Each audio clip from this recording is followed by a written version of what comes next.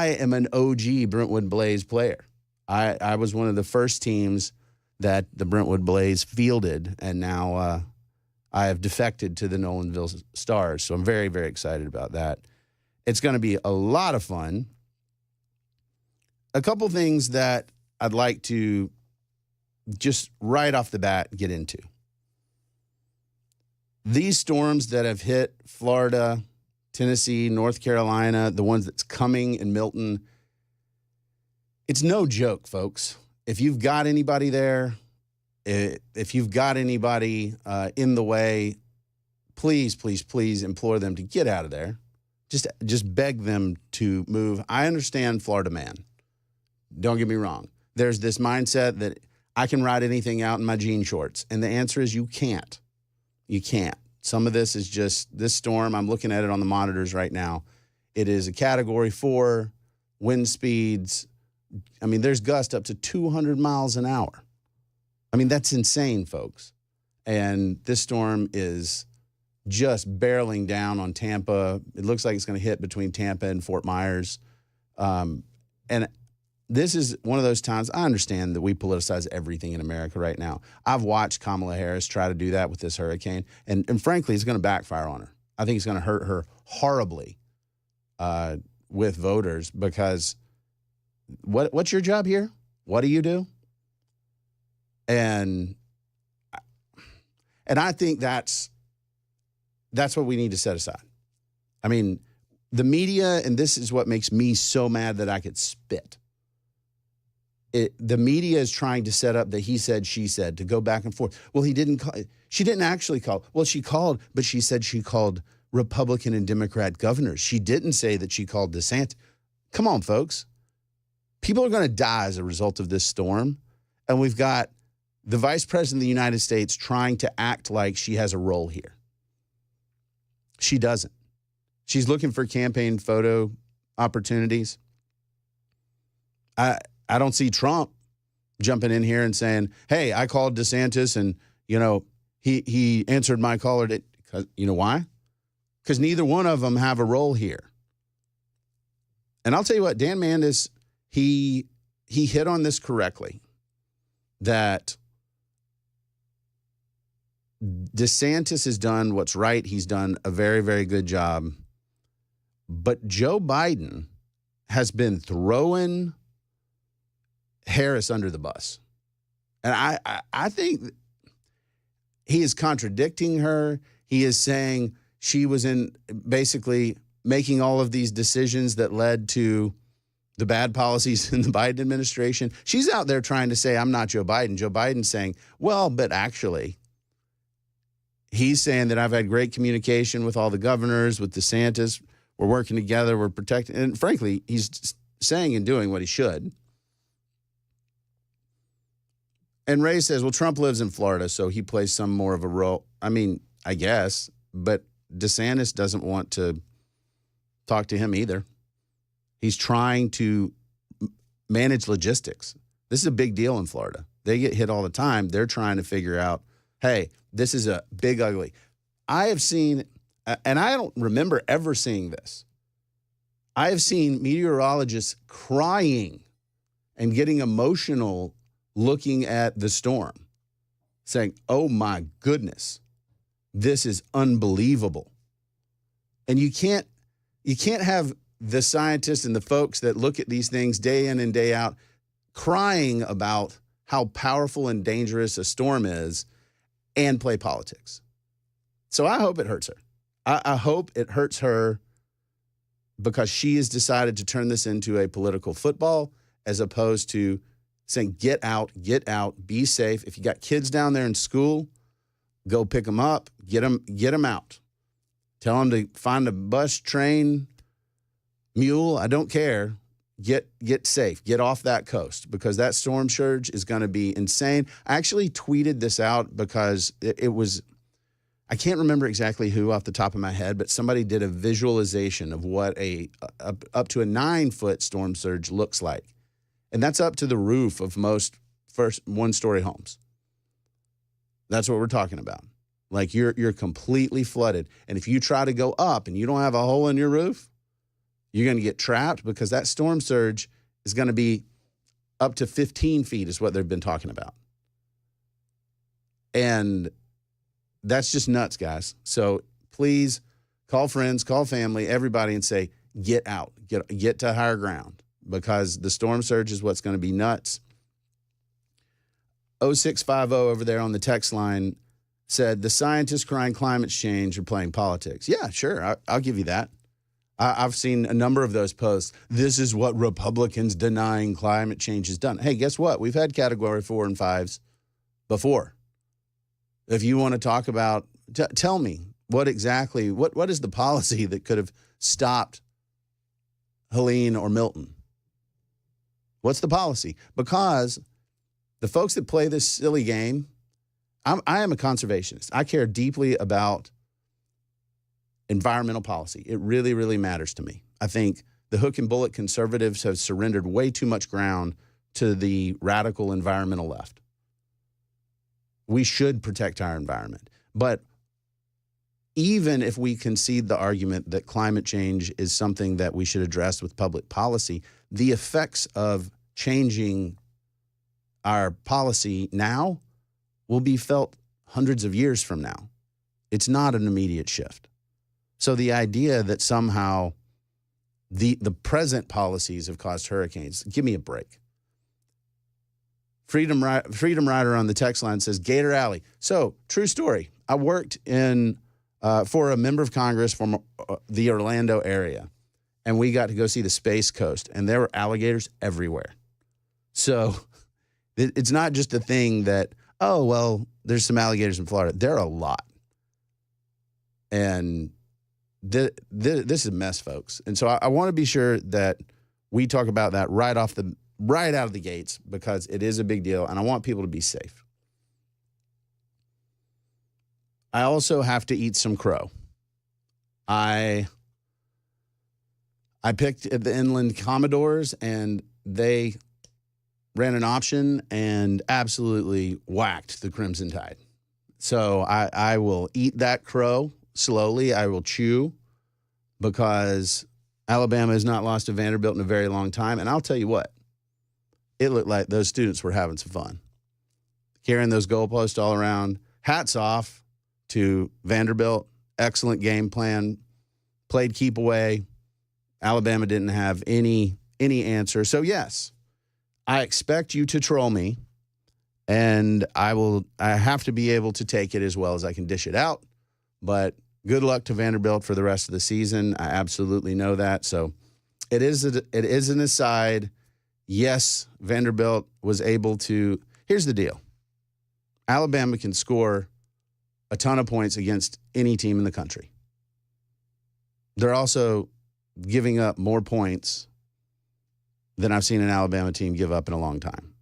I understand that's a little whiplash between the Hurricane and Vanderbilt football, but for Alabama fans, emotionally, it was a little bit of a rough ride, as you can imagine. My brother and his stepson were at the game, and my phone's been blowing up for a week solid. And people have been sending me pictures of anchors, emojis, and it's traumatic. So, yes, I deserve it. I will own it. Moving on. One of the things I wanted to ask you, and if you want to talk about this one a little bit more, 5371 said it was nice seeing all 15 Vandy fans storm the field. They're very strong. They were able to carry the goalposts, so hats off to them. I saw this headline today, and I honestly don't know how I feel about it. Because I'm a limited government conservative. I don't like government intervening in the marketplace. It drives me nuts. But it looks like the DOJ is kind of hinting that they may break up one of the world's largest and most consequential monopolies. And this was a filing, I guess, last night. The U.S. Department of Justice said that it may recommend dismantling Google's core business, separating the search business from Android, Chrome, and the Google Play App Store. And I think that I want to know what you guys think about that. I want to know whether the government does have a role in breaking up huge companies like that so that other folks can compete, or whether, hey, this is actually a real convenience for consumers. Prices stay pretty low because they have economies of scale. I don't know. I want to hear from you on that topic. If you guys say that's not interesting, we'll move on, because I've got a Senate rundown of the races that are going to be on the ballot. And it's something, I don't want to be alarmist, but it's something we need to address. I'm Cameron Smith. You're listening to The Chris Hand Show, and this is Super Talk 99.7.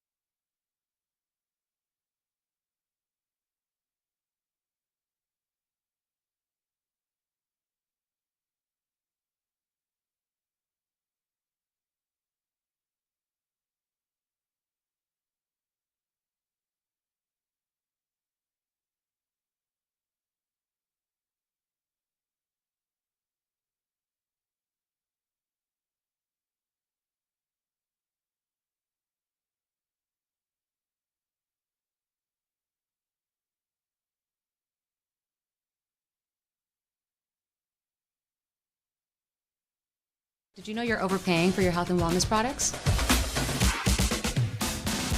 With over 20 company-owned brands offering its members vitamins, supplements, wellness, and skincare products, you're able to save up to 70% off retail. Members Nutrition can't change your life, but we can change the way you live.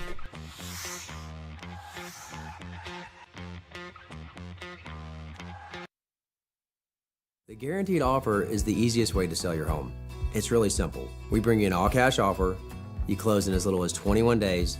No home inspections, no lock boxes, no open houses. Go to markspain.com to get a guaranteed offer and start packing.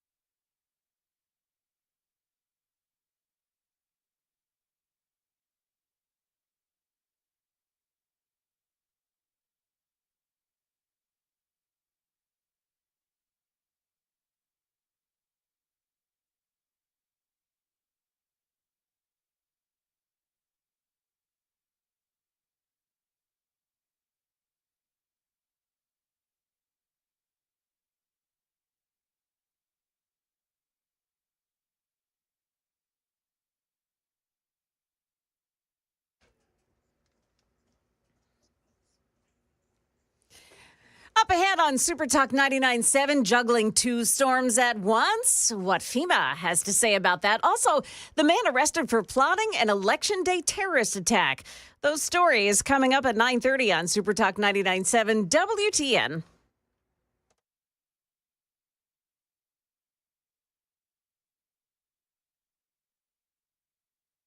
All of Chris's bumper music makes me think of regulators. I could see that, yeah. All of it. All of it. I'm Cameron Smith. Chris Hand is on vacation. Thank you for joining me over at the Super Talk text line, 615-737-9986. Joining me online as well. You can call in, too. We just opened up the phone lines. We're talking about, and I have tweeted out. I don't even know if we say tweeted anymore. I have X'd out. I say tweeted. Okay. There's no point. X doesn't sound right, But almost. X'd out is like what you do on a piece of paper. Yeah, when you're getting rid of information. Right. Yeah. So this is disseminating it. This is an article that's talking about the DOJ's action vis-a-vis Google. A couple of you had thoughts that, one of them says, 2886 says, how about forcing the Google to not be biased in information dissemination? I'll answer that real quick. I don't think the federal government should step in and tell private companies what they should say or not say. If you don't like it, you don't have to use their product. That's how I feel about basically every social media outlet. Don't have the government step on speech. It's always a bad idea. If you don't like the speech, have more speech, have different speech. Don't have the government come in and address that. But we have antitrust laws in the United States that basically, if you have coercive market power, the government could come in and say, hey, you know what? There's no competition in this space because you're that big. I've seen conservatives divided on this.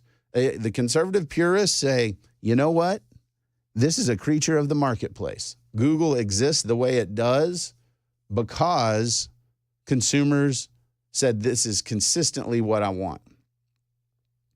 The other side of the coin for conservatives is, no, we've cornered the market. You have no choices. There is no competition. This is just as bad as government, and we've got to break it up to inspire more competition. And I won't get into all the details, but I mean, you've got defining the relative market, right?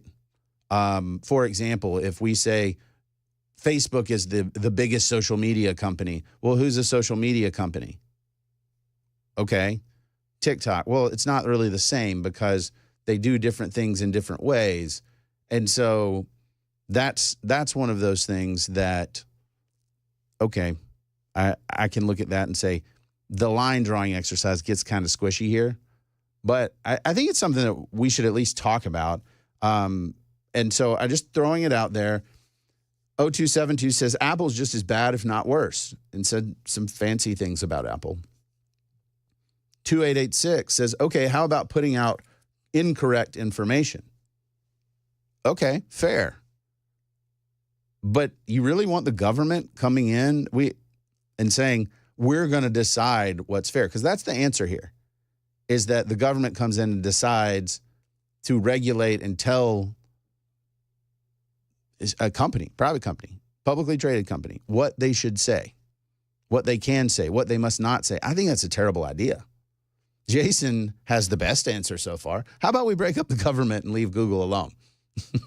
Okay, I like that a lot. Well, we've got to take another break. We're going to take it real quick, and then we're going to come back and talk about the political impact of these hurricanes, what it means for the election that's barreling down upon us, what we've got in terms of the Senate breakdown. We've got plenty left to go. I'm Cameron Smith. This is the Chris Hand Show on Super Talk 99.7.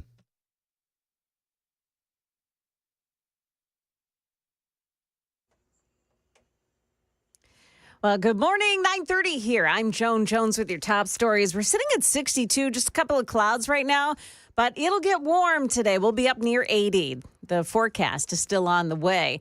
Hurricane Milton is growing larger while being downgraded to a Category 4 storm. But forecasters say don't let that fool you. It's still going to pack a lot of moisture and a big storm surge. So how does FEMA expect to get through this storm while dealing with the cleanup from Hurricane Helene in Tennessee and North Carolina? FEMA Administrator Deanna Criswell. Having two massive storms like this back to back certainly is not something we wanted to happen, but we've done multiple storms before. We plan for multiple scenarios like this. Now, the Justice Department is saying an Afghan national is in custody accused of planning to kill Americans on Election Day, all in the name of ISIS. The FBI alleges that 27-year-old was attempting to buy 2 AK-47 assault-style rifles, 10 magazines, and 500 rounds of ammunition from undercover FBI operatives. The FBI alleges 27-year-old Nasir Ahmad Tahiti was in the final stages of a chilling suicide mission. According to the FBI, Tahiti has been here on a visa since September of 2021.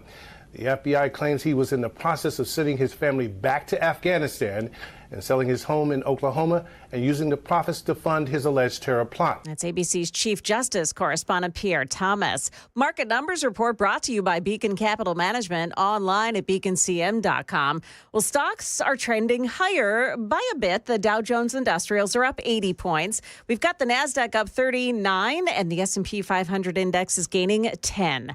That's the latest news. Weather is next. I'm Joan Jones, WTN News. Hey everybody, Dan Mandis with Nashville's Morning News and Super Talk 89.7 WTN. I was speaking to Dr. Christopher Van Shank the other day at a station event. Now, he's a psychiatrist, and he was telling me about the mental health crisis here in America. And as you know, it's out of control. The COVID lockdowns were an absolute disaster. And Dr. Van Shank, again, he's a psychiatrist. And if you're one of those people, you feel like maybe you need to talk to somebody, I would recommend Dr. Christopher Van Shank. He can help you with addictions, depression, anxiety. He can also help kids with the same thing. He's been doing this for 15 years. He's been helping people, and he is here for you today. So if you want to check out his website is nolensvillepsychiatry.com. That's nolensvillepsychiatry.com. There's a whole list of issues that he can help you with. So check him out. If you feel like he can help you, give him a call. The number is below, and good luck.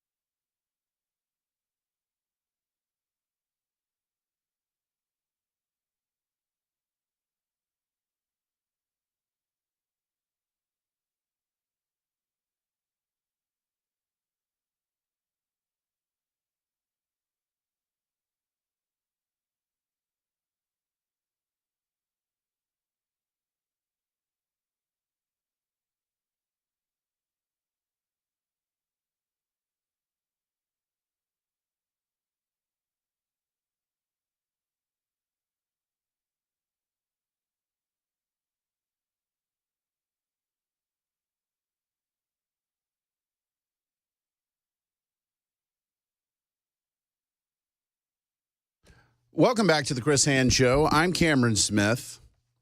Chris is on vacation. We're having a lot of fun, good time, good comments, too, on the Members Nutrition Super Text line, 615-737-9986. A couple of things that I want to briefly hit on in reaction to your comments. We're talking about Google a little bit and whether it should be broken up or not. And several of y'all were talking about, well, why don't we just make laws against the misinformation online? Why don't we combat that? So lies aren't per se illegal. If somebody wants to lie, they can, and it is protected speech unless it falls into one of the prohibited categories. For example, fraud. I can't advertise a fake business without consequence because that would be fraud. Plagiarism, saying somebody's work is your own, is a kind of speech that's not protected. There are different types of speech that aren't, but just saying something that's untrue is not in and of itself illegal or unconstitutional. And so the government speech police, I can't tell you guys how much of a bad idea that is. To have the government deciding who can say what, when, and why. I think, and then some of you guys know policy, 4370 says, well, remove Section 230. That'll resolve a lot of problems with disinformation. I actually don't think it would. I think it would just majorly constrict the channels of useful information. Because Section 230, the operative piece of it that you guys should care about is it's a law that says these platforms that post this stuff that belongs to other people aren't liable for the content. And if you want to see like the filters from hell, remove Section 230. A lot of your political stuff goes bye-bye. A lot of your ability to say what you want to say is out the door. Because no company is going to take responsibility for everything that millions of people say. And the argument, I see it, is, oh, well, there'd be less disinformation. There'd be less information, period. Dave points out it didn't do much good when the government broke up AT&T. Fair point. I think over time, there's a tendency for a company that's a first mover like Google to run out to a big lead in the market space, and then the government says, okay, let's talk about breaking them up. Let's say they're a monopoly. But then the market changes. And so something that existed previously is now gone, and people don't really care that much. I mean, do y'all remember we had Yahoo as a robust search engine, web crawler, Netscape Navigator? I mean, there were tons of these things, and people didn't like them. They liked Google's simple search bar. John says, what about the manipulation and misrepresentation of Google searches? I don't think that that's actionable. And here's the reason why.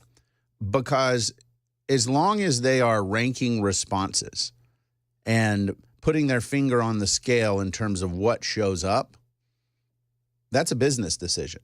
It's whether we think this information is most relevant and interesting to our customers. There are other options in the marketplace that don't track as much, that don't have, I think DuckDuckGo's one. I mean, there are other options out there. But the idea that the government can come in and just say, we're going to stop you from your search results being this way, it gives me the heebie-jeebies. I don't like it at all. It makes me very uncomfortable. I just saw a tweet from my friend Brent Buchanan at Signal Polling.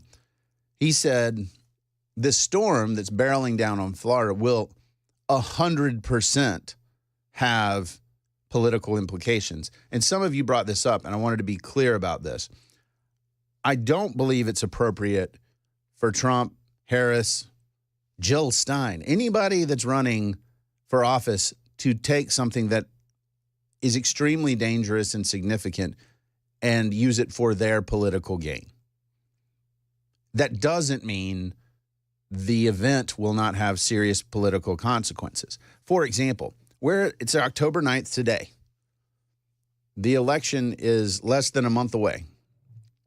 We've got to be able to count the cost of the different events as they happen, and this is a big one because you've got people recovering from one hurricane already. I don't know if y'all have seen this, but one of the concerns they have right now is there's still a lot of debris on the ground from the prior hurricane.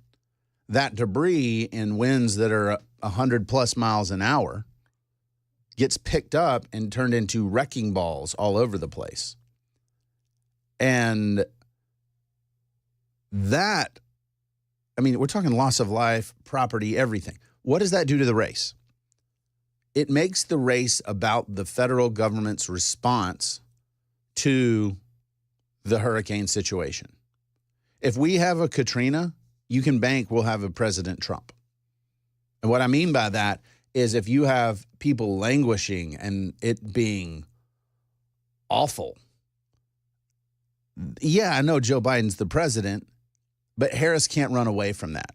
Does she have a particular role here? Not really. But she's rooting for Joe Biden right now. She's saying, hey, figure this out. This has to be clean. Because if it is an orderly recovery, if the federal government is there supporting Florida, working with them, a lot of what Joe Biden is trying to do, that's going to help Harris.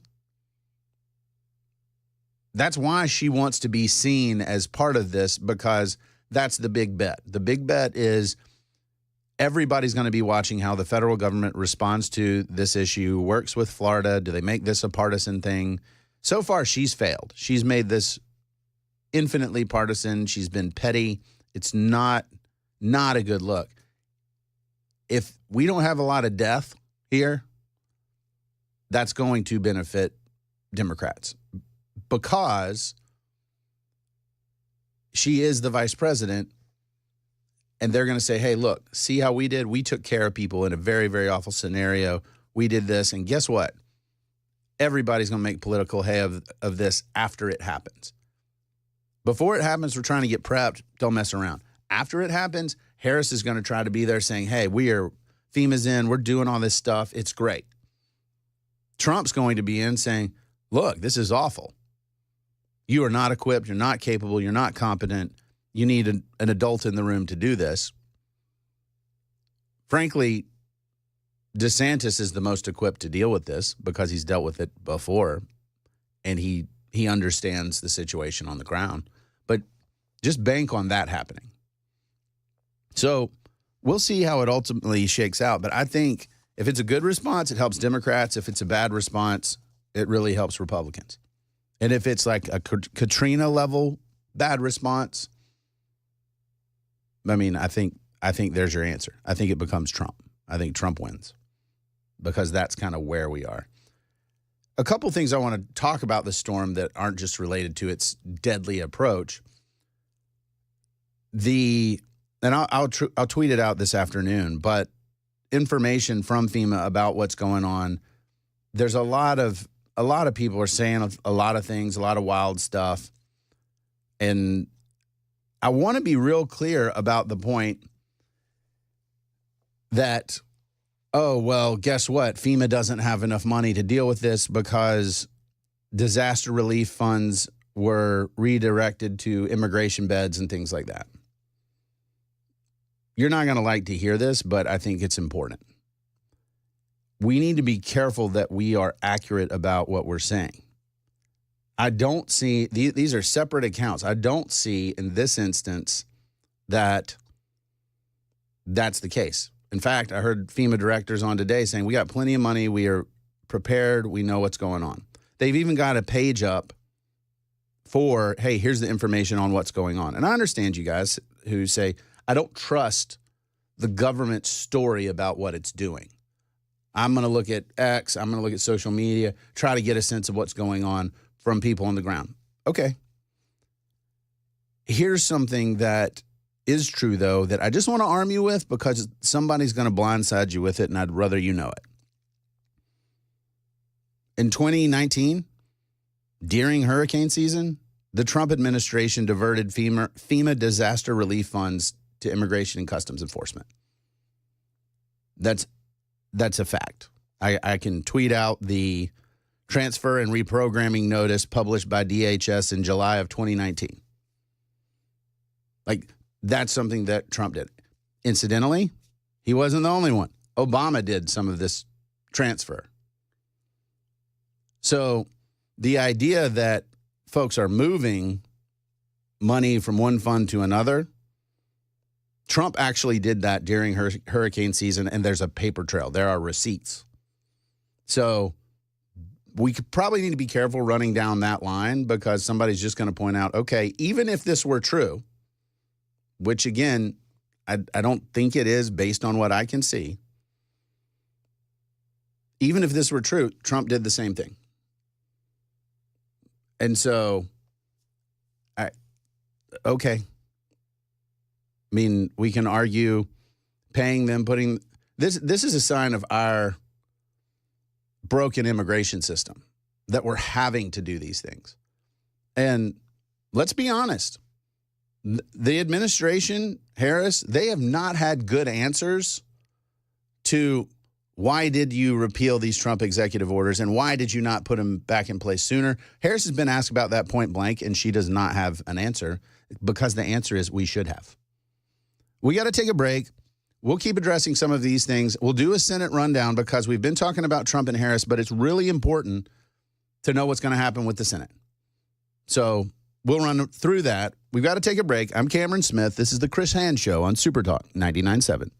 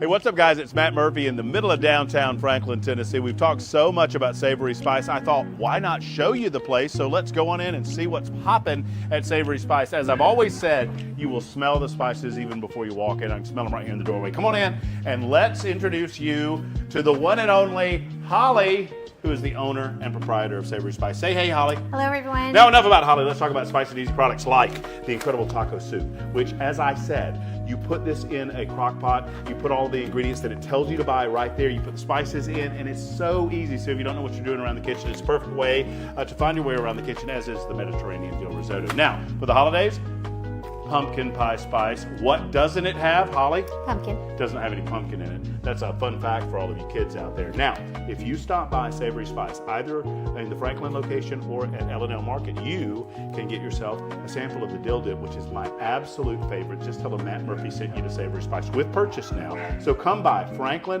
or L&L Market in Nashville and come see Holly and the entire crew at Savory Spice.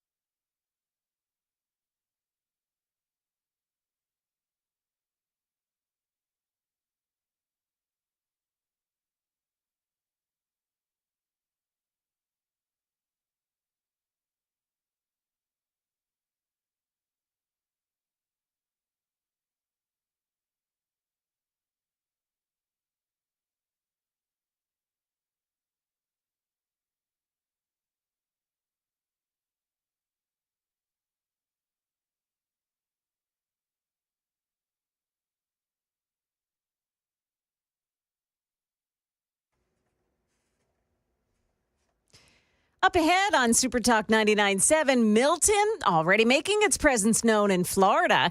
And the families of Impact Plastics employees start a legal action against the company. Those stories coming up at 10 o'clock on Super Talk 99.7 WTN.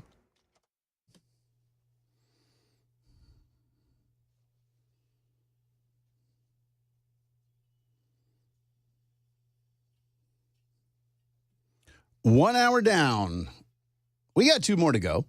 I'm Cameron Smith. This is the Chris Hand Show. I understand when I point out factual information, people get upset.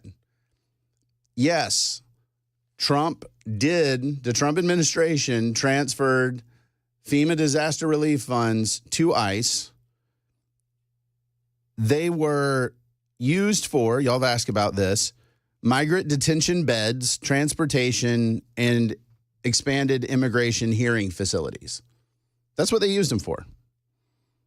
You don't have to say that they're the same uses that the Harris and Biden administration. I'm not suggesting that the Biden administration has been good on immigration at all. They've been awful.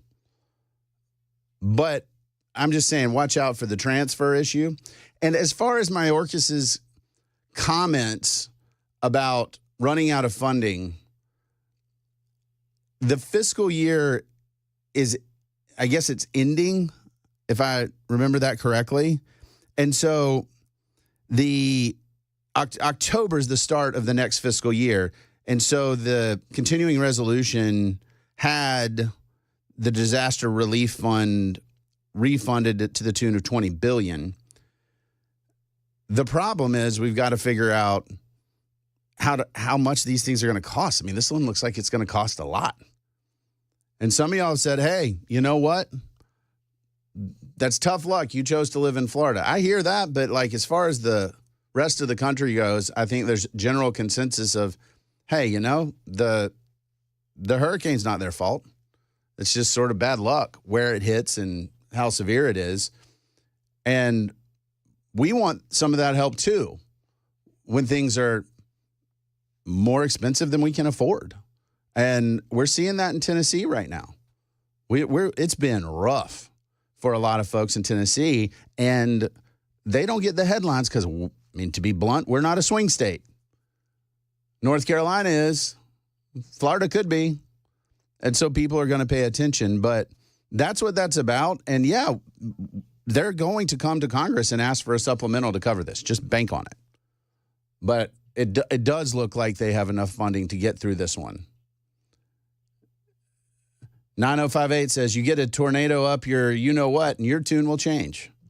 I imagine so. We need to take a break. I'm Cameron Smith, and this is Super Talk 99.7.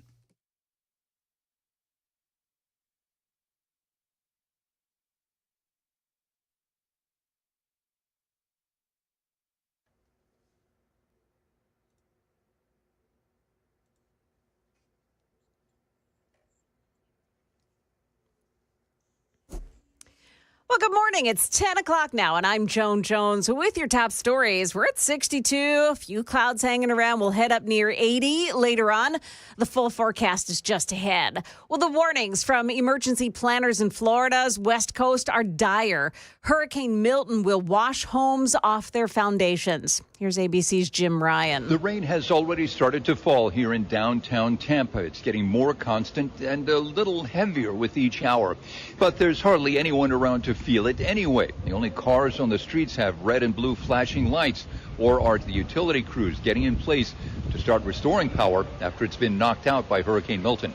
Jim Ryan, ABC News, Tampa. Now, over the past 24 hours, Milton's wind field expanded from 80 miles to 140 miles from the center of the storm. This means its impacts will be felt all over much a larger area. Tropical storm force winds are expected to cover the entire width of the Florida peninsula. Meantime, flooding in Tennessee during Hurricane Helene is now being blamed for 16 deaths. The Department of Health adding one more person to the death toll in Unicoi County yesterday. That brings the total there to 8 in that county alone. The number of people still unaccounted for in Tennessee remains at 9 today. The families of some of the employees of Impact Plastics who died after floodwaters swept them away have now hired lawyers. They claim the employees were not allowed to leave work in time to survive. Johnny Peterson worked at the plant for 35 years. The Peterson family wants to know, what happened and who ultimately is responsible to make sure that this never happens again. That's the lawyers. They want to know if Impact Plastics had a working surveillance system. Well, could this be the October surprise? Bob Woodward out with a new book meant to damage the Trump campaign. A new book from journalist Bob Woodward claims Trump sent Vladimir Putin COVID testing equipment for personal use during the height of the pandemic when many Americans struggled to access testing. Woodward also says Trump has stayed in touch with Putin after leaving office. Trump, speaking to ABC's Jonathan Karl, denied those claims. You haven't spoken to him since you left the White House? No, I have not. Christiane Cordero, ABC News, Washington. Monday was the last day to register to vote in Tennessee if you want to take part in the presidential election. Davidson County says it received more than 5,300 registrations, and it's working through the list now. That's the latest news. Weather is next. I'm Joan Jones, WTN News. The guaranteed offer is the easiest way to sell your home. It's really simple. We bring you an all-cash offer. You close in as little as 21 days. No home inspections, no lock boxes, no open houses. Go to markspain.com to get a guaranteed offer and start packing.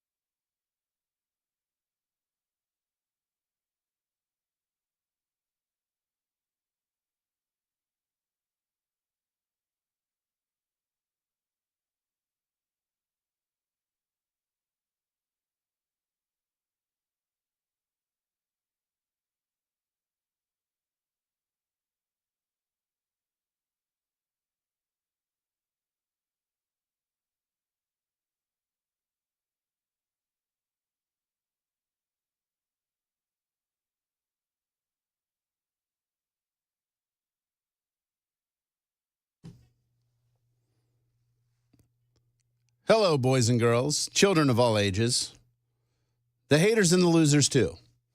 I'm Cameron Smith. You're listening to the Chris Hand Show, and we're in our second hour, and I got to apologize. 4209 says, you make me think. I hate that.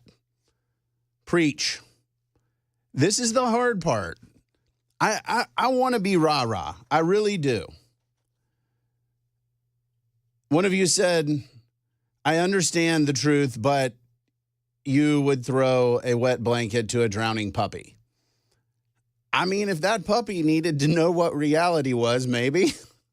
But here's the deal. I don't want you to walk into a conversation, say something that you've heard, and then somebody club you with reality, and you say, well, I just didn't know. That's part of the job of this station, is to give you the facts, give you the information, and then you form your opinion. You don't have to share my opinion, but I want you to know. I don't think Republicans want to be the party of know-nothings. I think we want to know the right answers. And, you know, the idea, several of you pointed out, well, what about Mayorkas saying that we're running out of money? Okay, well, if September's the end of the fiscal year, do you really want agencies having a lot of extra money at the end of the fiscal year? My answer as a conservative is no, because that means you've taken, or you've either borrowed or taxed more than you should have because you've given them too much. Think about it. If you've given the federal government more money than the federal government can spend in a fiscal year, oh, buddy, that's not good at all. And so the moral of the story here is, let's be careful, because, one, there's a track record for Trump. What he did and didn't do is there for anybody to go search. Same with Obama, same with Bush. I mean, we can go back, but we need to try to be consistent. There's nothing wrong with that. And a couple of you said the immigration system isn't broken. We just need to enforce the law. I actually disagree with you. And it was my job when I worked on Senate Judiciary as a lawyer. I worked for Jeff Sessions. And one of the things we did is killed a comprehensive immigration reform because it really wasn't about enforcing the law. But what I learned in that process is, man, there's some really bad processes in this immigration system, particularly asylum. Because what some of the things are that we're seeing is, what do we do with these people when they're here and they're in ICE custody, for example?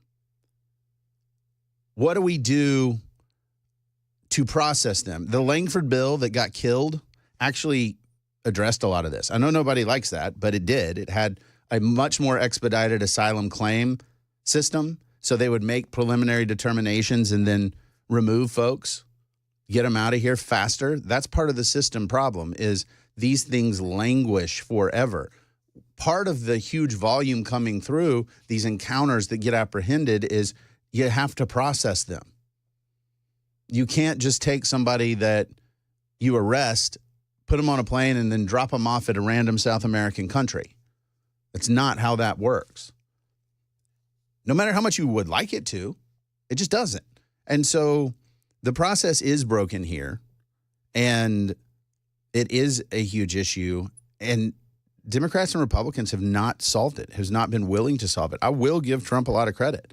His executive orders really stemmed the tide. Biden could not accept that Trump had made a good call with his executive orders and repealed them right out of the gates. That's the truth. And then late in this administration, Biden basically put some of them back in place.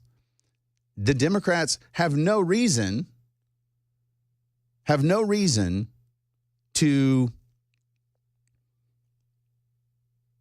explain why they did what they did.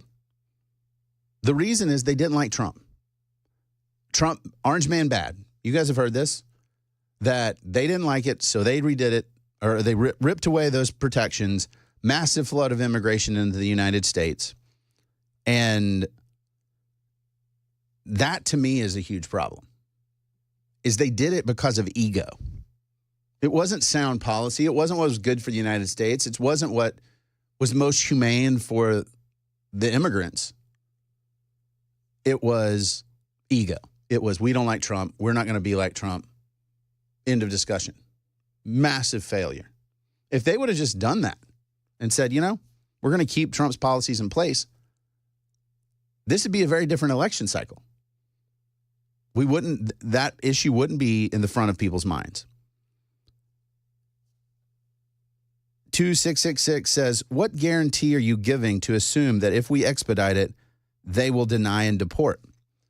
It's a preliminary hearing that basically, in the Langford bill, there was a process that basically hired agents to look at asylum claims and then say, here's how we think this will be dispensed of, and move them through the process. It's not the case that the different folks will be, I can guarantee somebody will be deported. It's that their asylum claim will be adjudicated quickly so that those who don't have a legitimate claim will be removed. Those who do will be processed just like they always have been. And I think that's what really matters when it comes to something like asylum.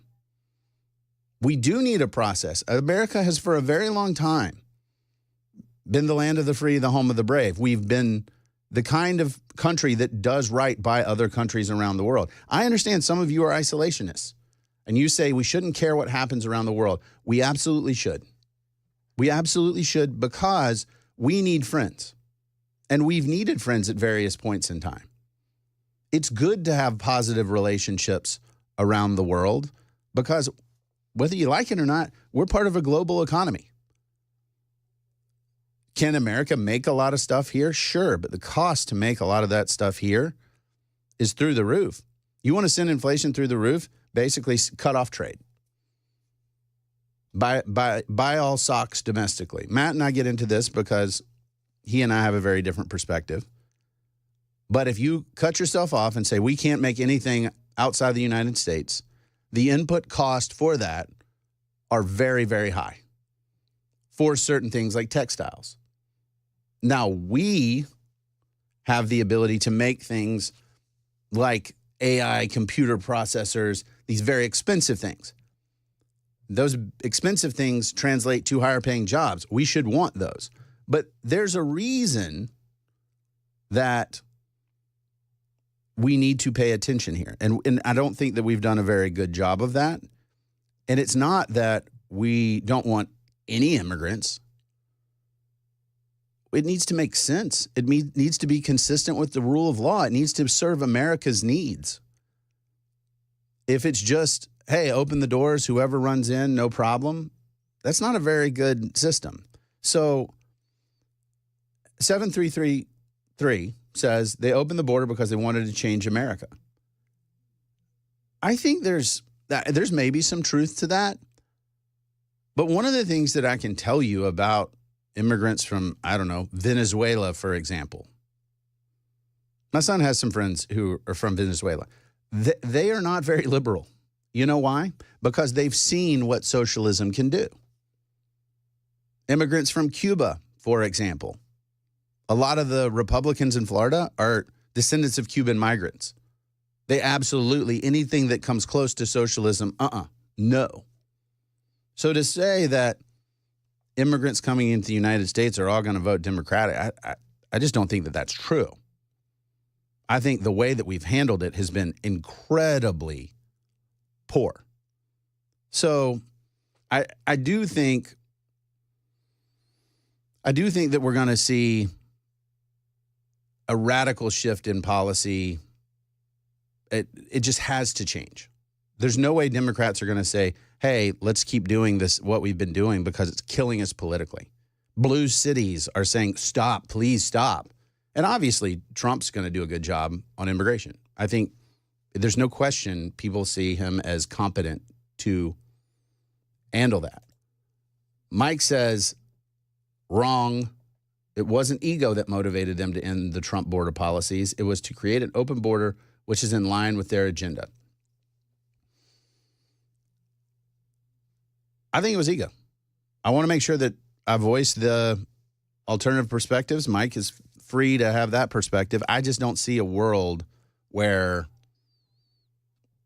it serves them to pick a political loser, get folks in the United States who don't have a path to citizenship, who are they're not a political asset necessarily. And a lot of those folks, if you see them, the truth is, I get it. A lot of them are trying for a better life. Don't blame them at all. But the idea of Democrats just wanting to open the border, I don't think that's enough. I think it was they hated Trump and they said, you know what? His policies are dumb. We know better. And they didn't. They didn't know better. They didn't have a game plan. And if you look at the numbers, it is bonkers. TB on the Members Nutrition Super Text line, 615-737-9986. TB says Obama said he was fundamentally change America. Look around you now. It's a fair take. I think what fundamentally changed America was the advent of social media, the proliferation of basically a majority narrative that's in your face all the time. This, to me, is one of the biggest issues that we face as a country. We've got a narrative being pushed down our throats, not by some shadowy forces, but by computer algorithms. That one person starts talking about it, two people do, and then it's the snowball effect, and then we're talking about one thing and totally ignoring another. Have y'all noticed that recently? When we talk about issues, we all talk about the same thing. So what we're talking about now is what you'll see online, and it all sort of self-reinforces, right? And I can tell you, as a radio host, as a columnist, I'm looking at what's going on, saying, well, how do I get on the trending thing? How do I speak to the topic that people are engaged on? Well, again, this is algorithms. So you end up with this narrative, and let's just say, I want to talk about a different topic. It doesn't matter. It gets buried. And so that becomes so powerful.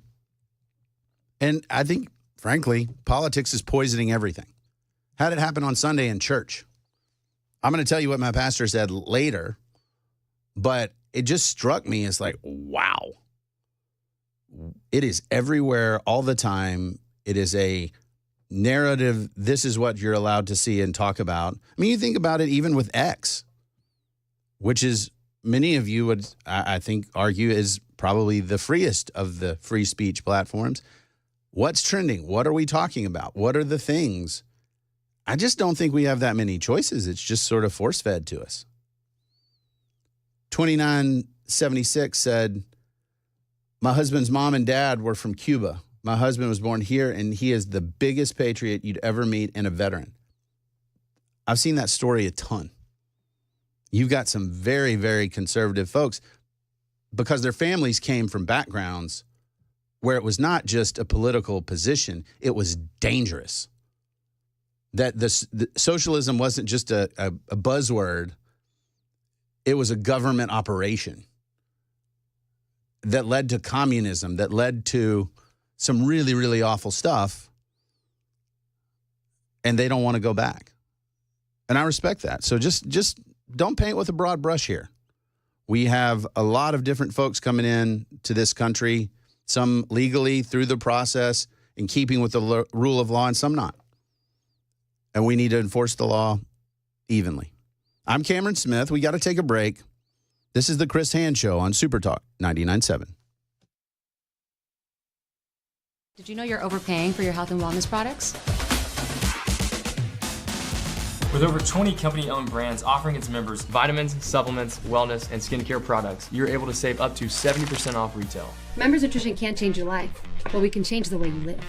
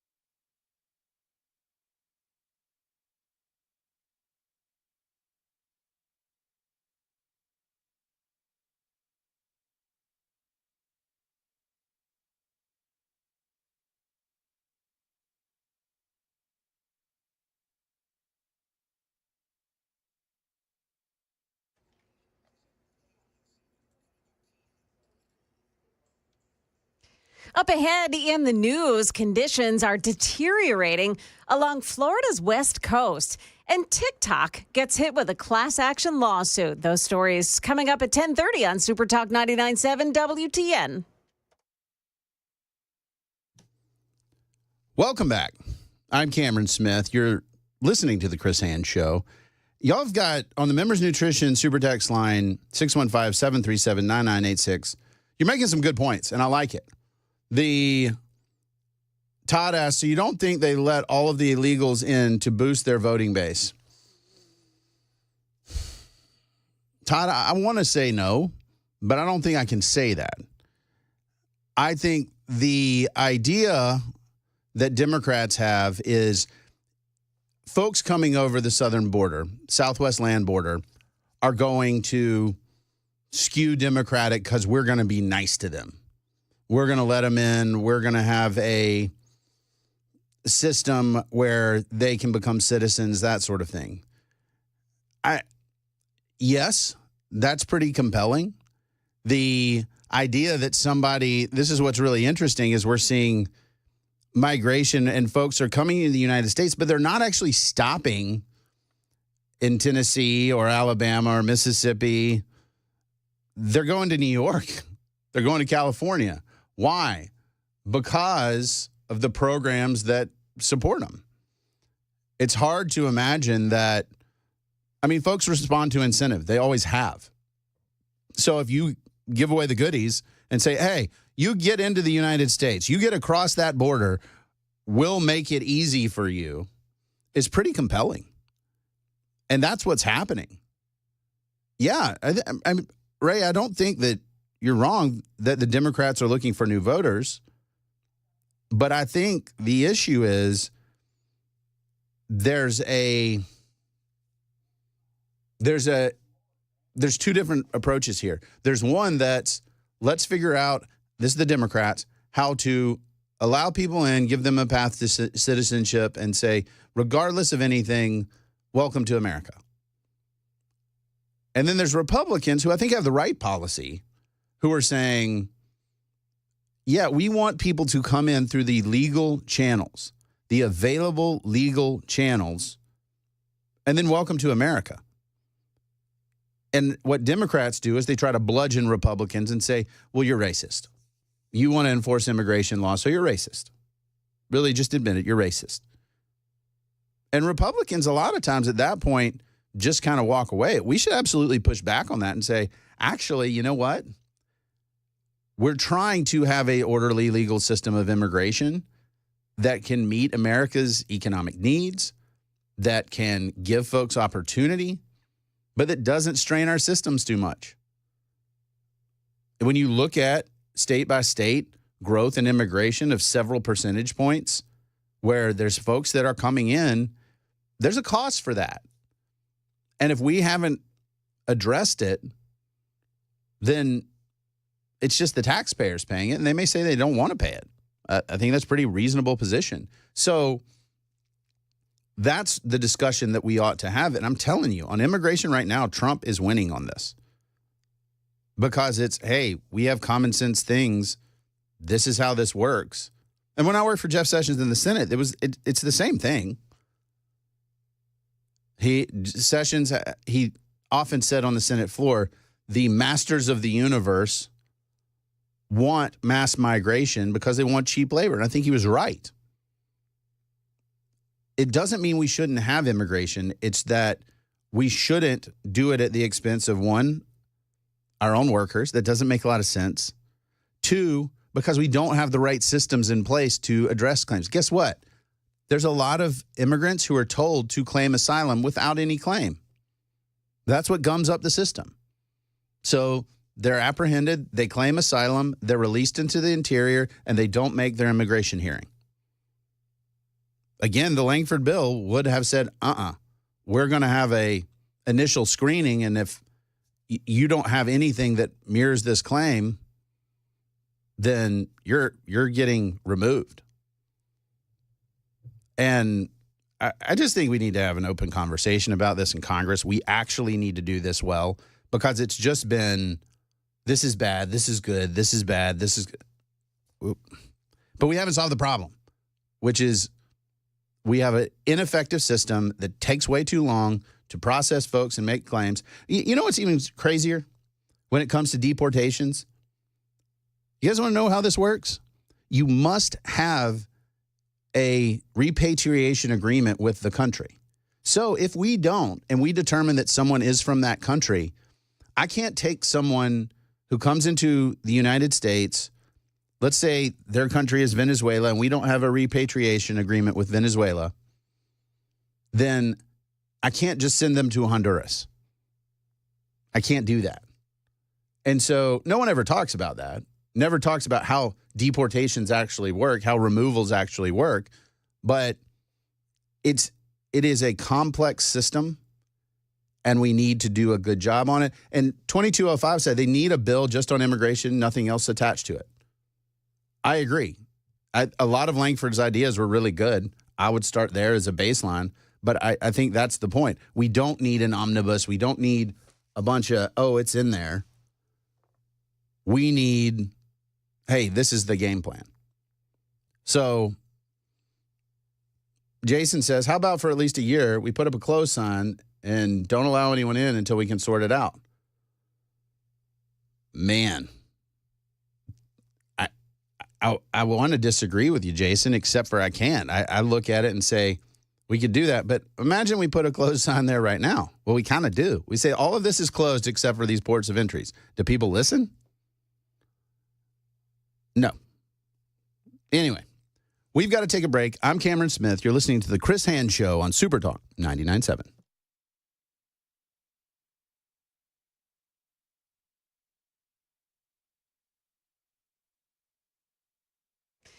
Good morning. It's now 10:30, and I'm Joan Jones with your top stories. Milton is barreling toward the western Florida coastline, currently as a Category 4 storm, and it's expected to make landfall later tonight. Officials still urging people in and around the Tampa area to get out if they're in a low-flying area. ABC News meteorologist Ginger Z says conditions in Fort Myers, Florida, are deteriorating fast, and the storm's surge will be life-threatening. It's going to plow, and by late tonight we'll have a landfall, but the impacts will start before then. Actually, they already have. Tornado watches are up for much of South Florida, including us here in Fort Myers Beach and Tampa Bay, Melbourne, too. Meantime, flooding in Tennessee during Hurricane Helene is now blamed for 16 deaths. The Department of Health adding one more person to the death toll in Unicoi County yesterday, bringing the number in that county to 8. The number of people still unaccounted for remains at 9 today. Does using TikTok cause harm to kids and teens? 14 states say yes. 14 states saying harmful effects of its platform are, quote, wreaking havoc on the mental health of millions of American children and teenagers. More than a dozen states from California to New York are part of the lawsuit, taking aim at TikTok's algorithms, calling them addictive, resulting in teens and kids to stay online for longer periods of time, which the lawsuits allege leads to mental health damage. That's ABC's Melissa Aiden. In a statement, TikTok says it's been trying to work with the state attorneys general to find constructive solutions to industry-wide challenges. That's the latest news. Weather is still to come. I'm Joan Jones, WTN News.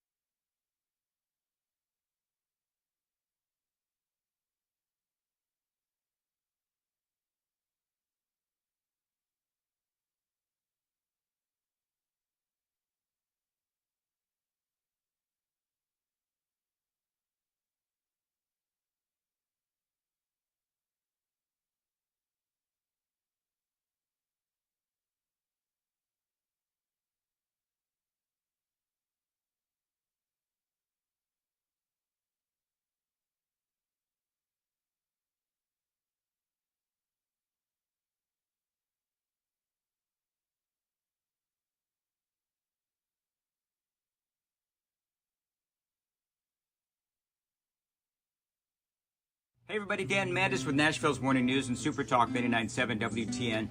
I was speaking to Dr. Christopher Van Shank the other day at a station event. Now, he's a psychiatrist, and he was telling me about the mental health crisis here in America. And as you know, it's out of control. The COVID lockdowns were an absolute disaster. And Dr. Van Shank, again, he's a psychiatrist. And if you're one of those people, you feel like maybe you need to talk to somebody, I would recommend Dr. Christopher Van Shank. He can help you with addictions, depression, anxiety. He can also help kids with the same thing.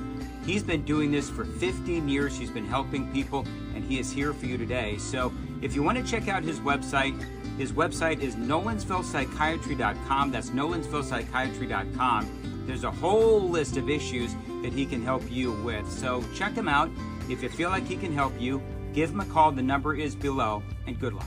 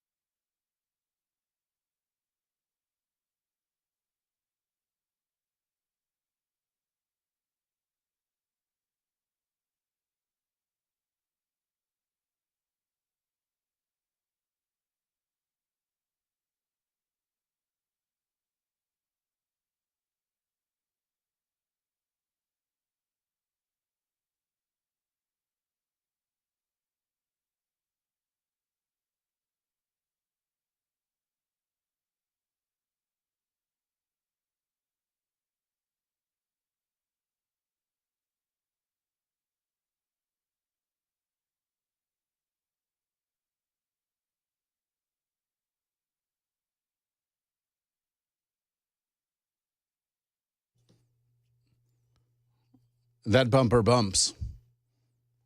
Welcome back to the Chris Hand Show. I'm Cameron Smith. We're about halfway through. Time flies when you're having fun.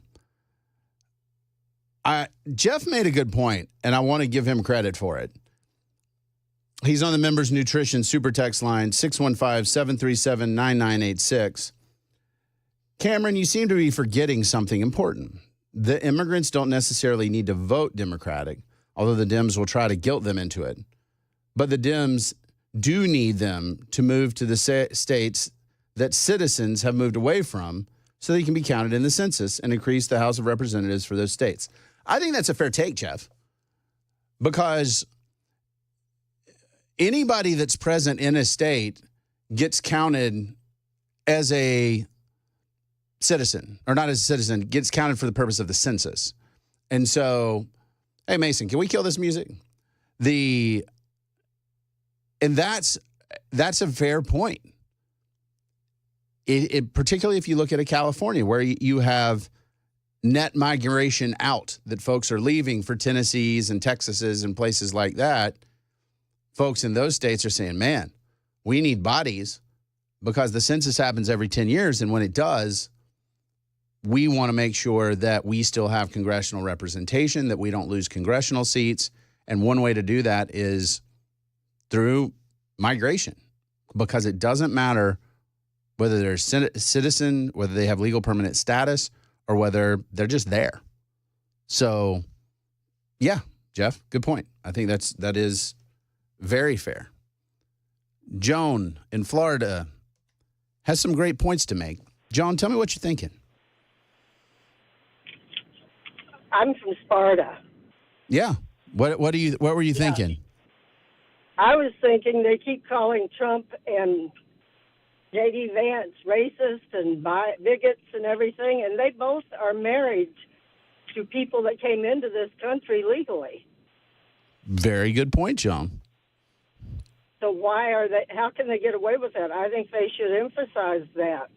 Yeah, and I think that the positive aspects of immigration really do matter. Like this idea that all immigration is bad, no, it's not. We have a process, we have a system, we have a way of doing it, and that should be something that we lift up, not villainize. Exactly. And we have two that are great people that are running for office that have contributed to that by marrying people, you know. Yeah. Well, I appreciate it, Joan. Thank you for the call. And I think that's it. The bottom line is immigration is not the problem. The problem is that we aren't matching we aren't moving towards any priorities. It isn't, hey, well, we need a temporary labor force. I've seen this. I've seen different states. Florida's a good example where you have seasonality. So, hey, we need enough people to respond to these tourists for this window, and then we don't. Okay, fine. But there's no coherent theme to how we're doing immigration right now. When I was working in the Senate, one of the things Jeff Sessions looked at was, okay, there's these countries that do this really well. They have a points-based immigration system. They say, okay, well, guess what? If you're a doctor who can meet this demand in this place, you get X number of points. And so your visa is elevated because it's something America needs that we don't have right now in this specific context. If you want to go in a different direction, then you don't get as many points. If you come in and you're a line cook, you may not get as many points as somebody who comes in who can perform brain surgery in an area where we don't have enough neurosurgeons. I mean, that's the kind of stuff that makes sense. And, you know, we should absolutely discuss that. Wesley from the borough has some thoughts on manufacturing. Wesley, what you got? Yes, thank you for taking my call. I came up with this theory a long time ago, and I've only had two macro economists who verify it. But, you know, the reason why we're having trouble manufacturing things in this country and why we don't is, number one, the tax laws, the depreciation on equipment, sure, and tax laws around equipment. I worked for a laundry company, an industrial laundry company, and we had a 100-year-old ironing machine. You put a tablecloth in there, and it would iron it and fold it. It was really neat. But the company could not afford to purchase a new one, but they did have to keep a gentleman on staff, and that's all he did was keep this thing up and running. He fixed other things around the plant, but sure. But basically, he was there just to keep that. And you know, it's not that the Chinese can outproduce us. It's the fact that all their plants are brand new, with all the bells and whistles, all the technology, all the artificial intelligence. Everybody loves artificial to make them efficient. Whereas ours, you know, companies here are punished. And you have regulators that come in and go, well, if you want to build a new plant, but if you're going to cut down 4 trees, you got to plant 100 back. Well, you got a building. Where are you going to plant a tree at? All sorts of crazy little regulation stuff like that. Plus, on top of that, sir, and this was 10 years ago, I also was in the transportation logistics business. It cost you $3,000 to $4,000 to load up a 40-foot container in Shanghai and just park it in America, not including the cost of putting it on a train and transporting across the country. So, you know, if you had one item in that container, the transportation cost was $3,000, you know, plus the railroad was, you know, another $2,000. The trucking charged you $100 or $200. Now that's all gone up drastically, and since COVID, what the steamship charges. So the transportation over here is to supply the consumers or the businesses for products, and our tax laws, we're doing ourselves in. We could be a powerhouse. Now, here's a historical fact. Back in the 1890s and stuff, when in England, which was an industrial powerhouse, they built machines, and they were very elaborate. They were very beautiful. They engineered them. They're very decorative. They never replaced them. In America, we had more of a disposable attitude with machines. We'd build one, and when it wore out and it needed to be replaced, we got a better one, a faster one, more efficient one. Right. So we are constantly reinventing how we manufacture. We've stopped that in this country. We have, and it's a purposeful, somebody in the government, somebody in the business is making a mint off of convincing us that we cannot do it in this country. And that's going to shoot us in the foot if we absolutely go to war with China, okay, and they shut down everything coming in this country. You know, our soldiers will be naked because we don't make the uniforms in this country. I know we supposedly make the armaments, the guns and whatnot, but all the bits, computer bits inside the jets, you know, we won't be able to get them.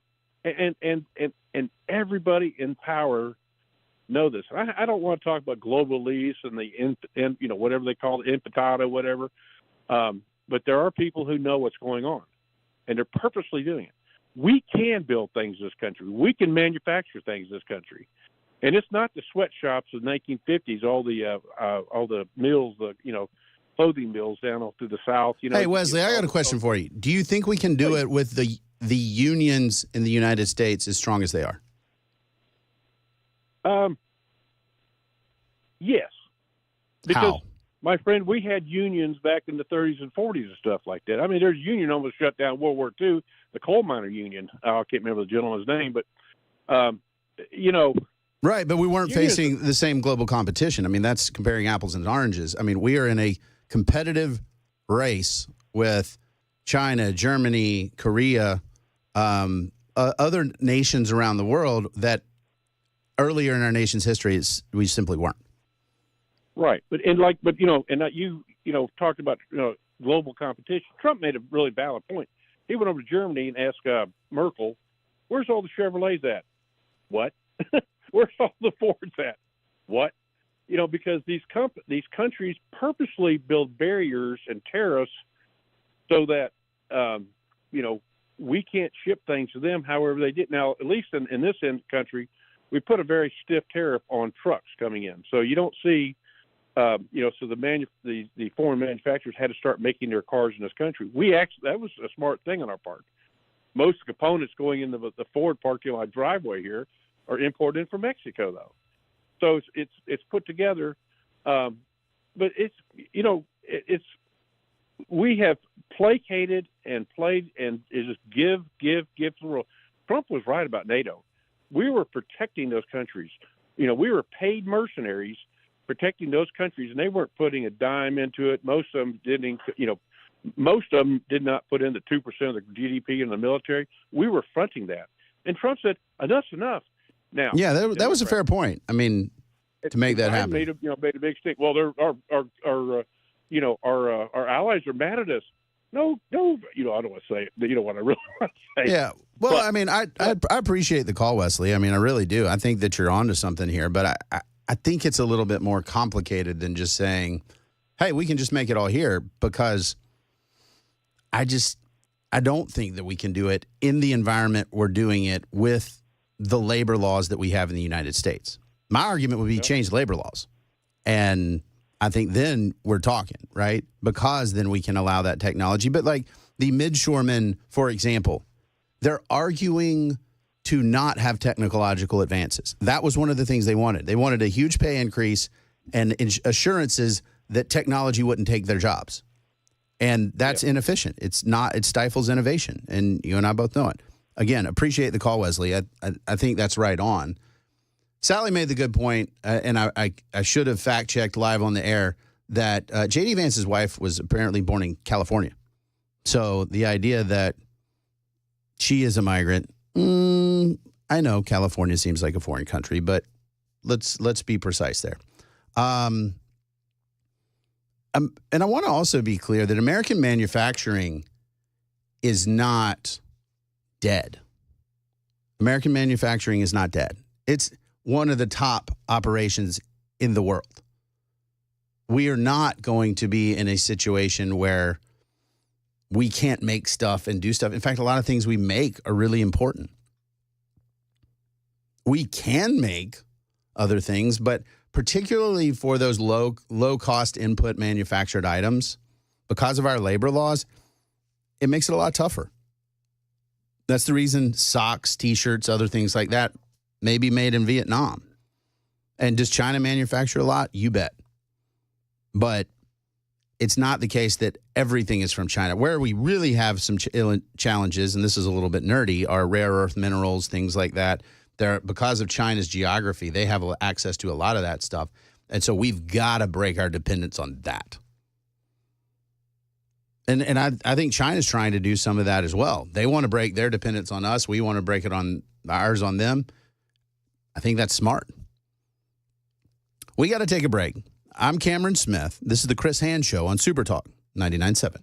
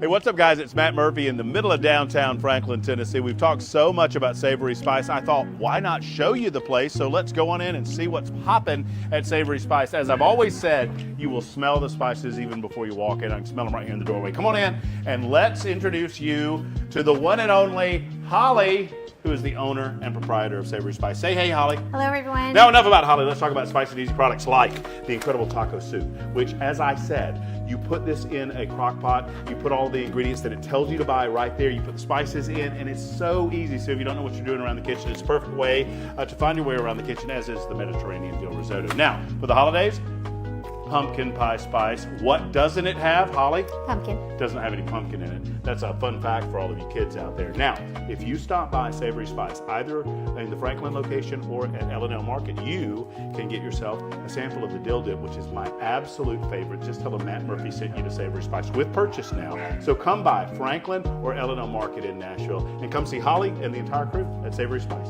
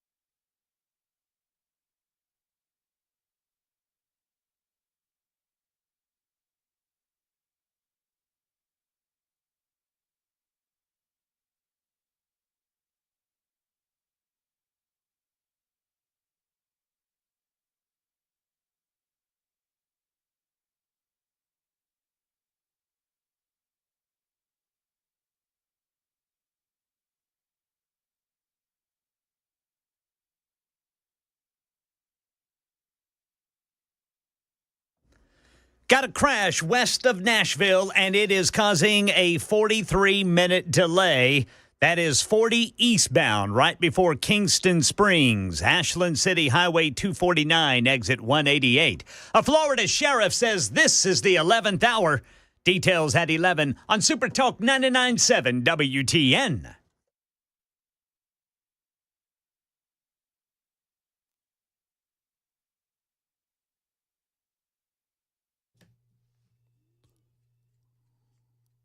Welcome back. I'm Cameron Smith. This is the Chris Hand Show. We're talking about American manufacturing. Josh and Bobby, I see you over there. We will get to y'all on the other side of the break because we don't have much time right now. I was pulling up some information because I don't want us to be negative. I don't want us to be like, well, we can't make anything anymore. The truth is we absolutely can. Absolutely can. And I looked up the output of the United States. And as far as overall manufacturing output, we're number 2 behind China. Number 2. So we don't need to be fatalist about this. And here's something to remember. I know that this is uncomfortable sometimes, but the global marketplace helps the United States. We want to make things here and sell them all over the globe. China has tons of manufacturing. China also has, 4 times as many people as the United States? Maybe more than that. And so they got to make a lot in order to provide for their people. But access to global marketplace, that's the reason trade agreements do matter. The answer should be we don't want tariffs. Either way, we don't want them blocking our goods and we don't block their goods. Because we want that marketplace because we can make the cool stuff. And that really matters for us because those are high-paying jobs. I would rather be manufacturing high-tech batteries and things like that, automobiles, the big stuff, the specialized things like computer parts, server blades, AI GPUs, that stuff they can't make in Vietnam quite as well. Frankly, some of the high-end stuff they can't make in China quite as well. So I think we just need to kind of keep that in context. I also believe that American-made stuff is a lot better in many instances. Jason made the point about Duluth Trading Company, and there are companies that I shop with, but here's what I know. I'm going to get a lot better quality, and it's going to be a lot more expensive. That's okay. But I think there's a lot of American consumers that say, hey, when it comes to my socks, I don't mind them being cheap. And I don't think the government should take that choice away from the American consumer. We still got to talk about the Senate and a bunch of other stuff, but we've got to take the break. We got one more hour to go. This is the Chris Hand Show on Super Talk 99.7.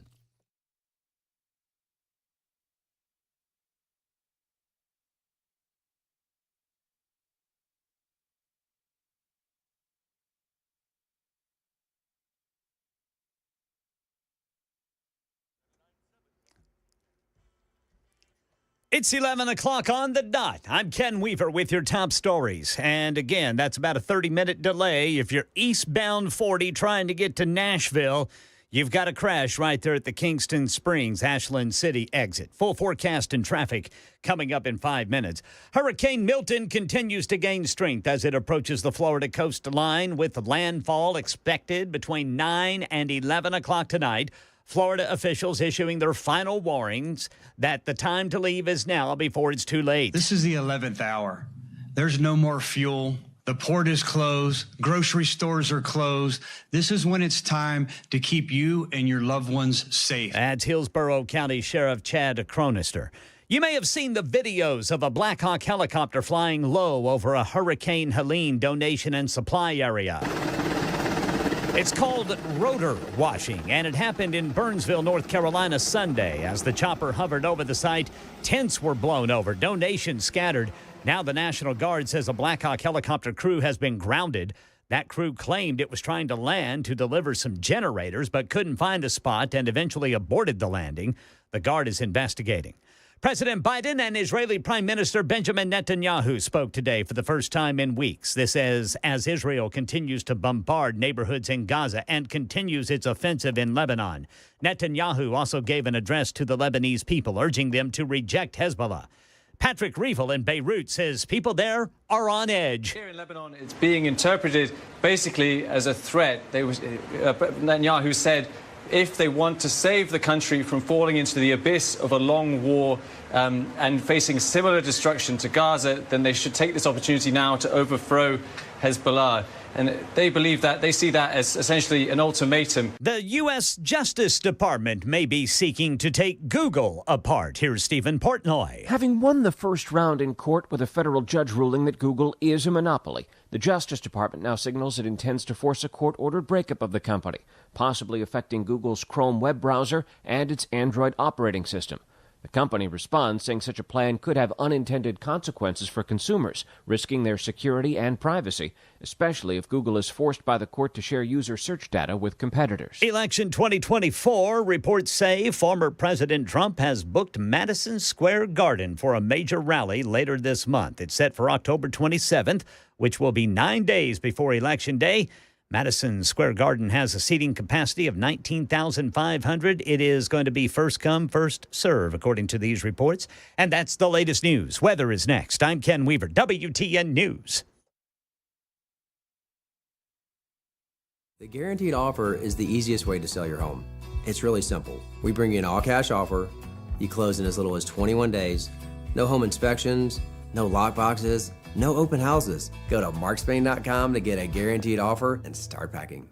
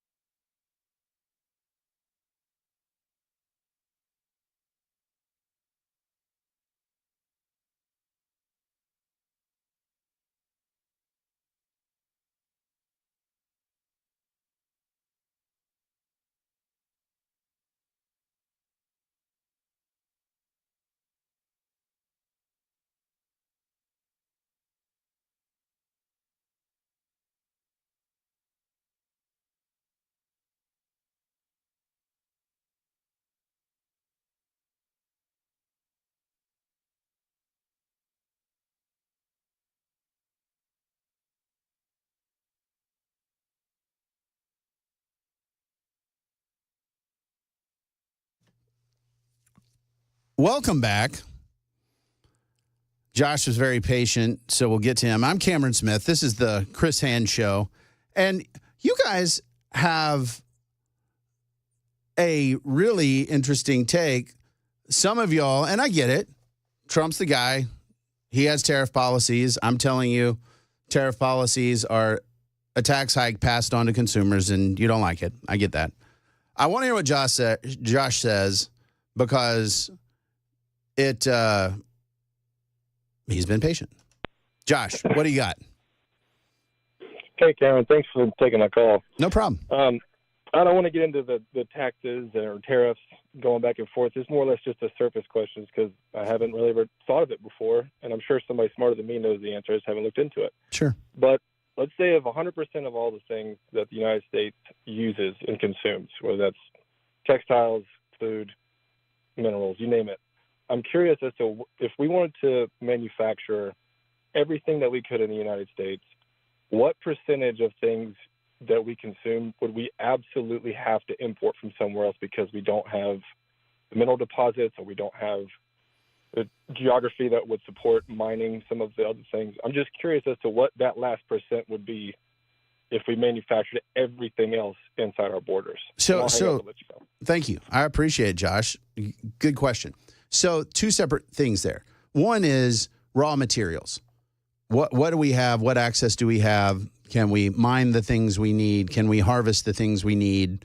The answer is, yeah, actually on a lot of it we can, particularly now with the fossil fuels that we have access through fracking, which is natural gas, oil, stuff like that. We're not as dependent on some of those things. Rare earth minerals, we're kind of trying to come up with a game plan here so we're not dependent on China.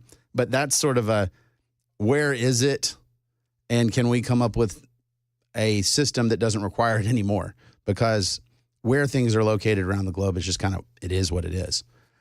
In terms of what we can make here, we can make pretty much anything. Given the inputs, the United States can make pretty much anything. However, the cost that consumers will pay is higher. And there's a reason for that. We have much stronger labor laws. We have workplace protections, like think OSHA, stuff like that. It's very good for our workers. It's also costly. And I actually blame a lot of Republicans for not actually teaching people basic economics, because I know it's annoying. And Ray's telling me tariffs are a bargaining tool. Well, they're a bargaining tool if you threaten them. They're not a bargaining tool if you impose them. They're absolutely we don't have to call them a tax. We can call them just tariffs. The annual cost, the Tax Foundation did this. They said, this was this summer, the cost of the tariffs imposed by Trump and kept by Biden, $79 billion with a B. Shrunk GDP, cost about 142,000 jobs. Wait a minute, is that a threat? No, that's real. That actually happened. Project 2025 that the left is villainizing and saying, oh, it's so awful. Project 2025, Heritage Foundation was very much supportive of the Trump tariffs. And then it looked at the cost and said, hey, this was an interesting experiment. It didn't work. So in Project 2025, they say these tariffs are a bad idea. And some of you are arguing, well, there's an imbalance, that China isn't buying what we buy from them. Well, that may be true and that we have a deficit, but if you look at some of the surpluses we do have, why would we have a trade surplus? Well, we have things that we make or grow or assemble that we can sell to other countries that we have a surplus with, because they're not buying the same thing from us, or we're not buying the same thing from them. So we're selling more into their countries than they're selling into ours. And so China, and y'all rightly made the point, you said, well, look at Walmart. Where's the made in America stuff in Walmart? It's largely not there when it comes to textiles and things like that, because remember, always low prices, always. The government can say, you know what? We don't want Walmart selling those things at that price because we would prefer American goods to be sold in Walmart. Now it's just always prices, not low prices, because the input cost goes up. And so what is actually good for us is for us to get some of the basic inputs, textiles, things like that from countries like Vietnam and say, okay, cool, my socks are cheap. I'm wearing cheap socks. If I want more expensive socks that are American made, I can do that. As a consumer, I have that choice. But what we're selling and exporting are high-tech goods and value-added processes that we put into stuff and then sell to other countries. That means higher wages for the workers that make those stuff here in the United States, and that's really what we want. And if you really want to dork out for the Bureau of Economic Analysis and you want to look at some of these things, you can see surpluses that we have with certain countries, and then obviously with China, we have a big deficit. And so it's looking and seeing what countries are we selling stuff to, and what are some of the things that we're buying where we're not selling back. The idea that China should buy as many socks from us as we buy from them, I mean, doesn't really make any sense. Now, you know what I want us to make here? Microchips, things like that are in the TVs that those, the billion plus Chinese want to buy that, they may not have. They need those pieces for the demand that they're generating. And as I said before, China does not want to depend on us for anything. It is completely fair of us to say we do not want to depend on China for anything. They do not share our values. We should not depend on Russia. We don't want to depend on the oil-producing countries in OPEC. But we should have relationships around the world that are positive with folks that do share our values, and the trade works for us. The dork out and explain what kind of labor produces your socks, please. I don't want to put everybody to sleep at the same time. But what I will tell you is it's okay for us to buy lower cost inputs into the United States and have those countries that sell us that not buy the exact same thing in kind. Because we want those low cost inputs so that when we have high cost outputs, we're actually an economic winner there. So this idea that there's this trade deficit and it's kind of like our national debt and we should try to erase it, I mean, come on. It's not like that. And the fact that the Biden administration kept the Trump tariffs should tell you everything you need to know. That is Democratic policy. It is economic protectionism. That's what the Democrats like. So that's the reason they didn't move them. And it's, again, bad economics. It just is. And conservatives support free trade. And if, as Ray said, we need a bargaining tool and say, hey, China, if you're going to burden goods into your country from ours, we're going to do the same. I can probably accept that. But even then, it's important to remember we pay for it. It's not a tax that gets collected and goes to the federal government. Brian says, keep socks cheap. Father's Day is stressing enough for our wives. You want a $30 pair of socks? Be my guest. 2150 says medications need to be made in the USA. Again, I think it's fair to say we don't want to be dependent on things that matter to our health. We should want high quality manufacturing. And guess what? I'm willing to pay more money for the medications I put in my body to be made here. I absolutely am, unequivocally. Okay. I really appreciate you guys having a dork conversation with me about trade policy. I'm super encouraged that you guys actually wanted to do that. So that's great. 615-737-9986. I have in front of me a column I have yet to publish, and we need to talk about it because it is uncomfortable. Senate's 5149. And I'm going to list off some states. Texas, Montana, Ohio, Wisconsin, Michigan, Pennsylvania, Nevada, Arizona, Maryland. Out of those states, the only one where the Republican candidate has outraised the Democrat is Texas. Y'all got to think about that. Let me get some overall numbers for you. Again, from y'all are getting to hear it before anybody gets to read it.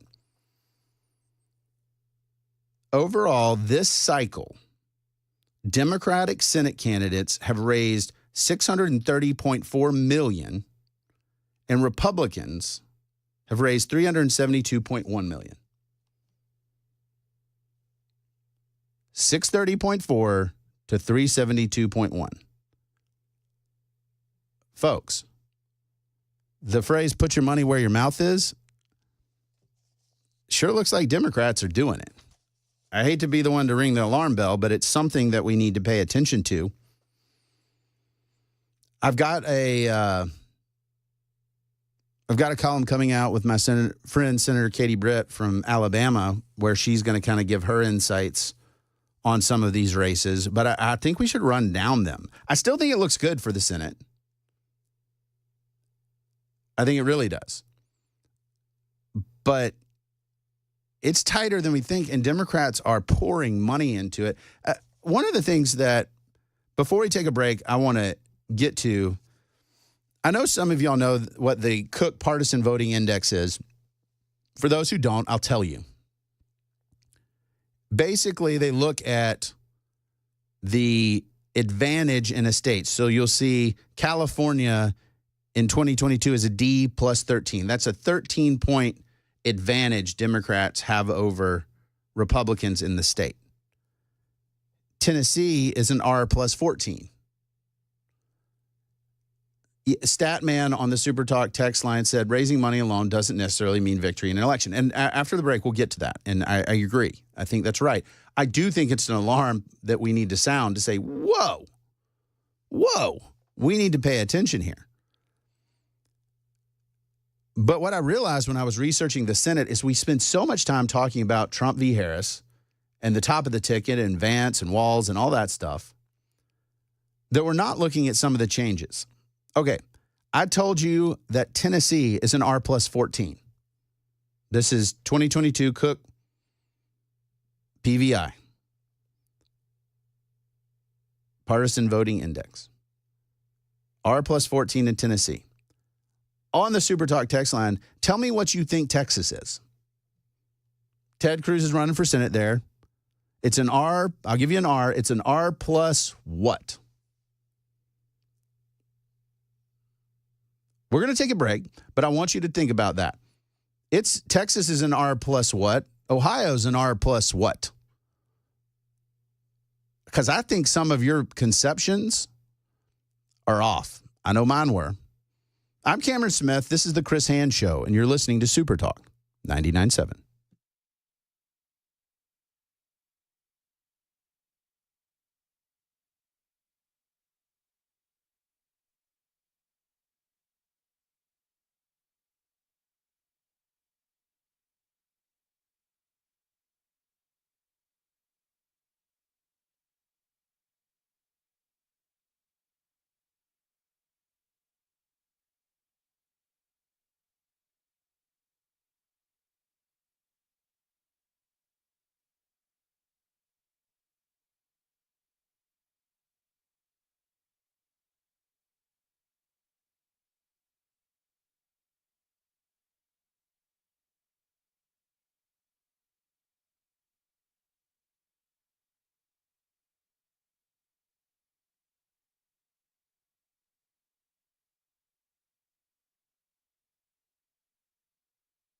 Did you know you're overpaying for your health and wellness products?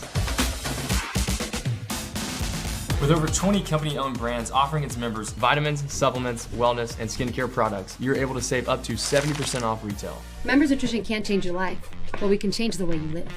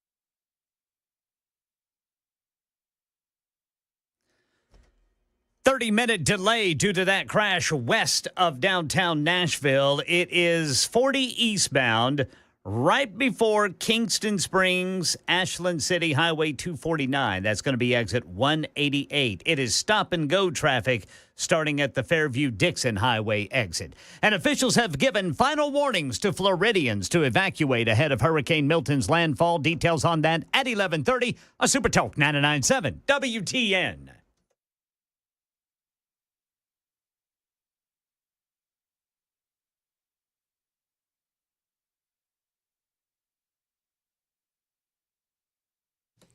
Welcome back.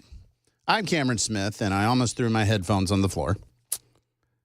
I really appreciate you guys engaging. On a Wednesday, you guys are awesome. Members Nutrition Super Text line, 615-737-9986.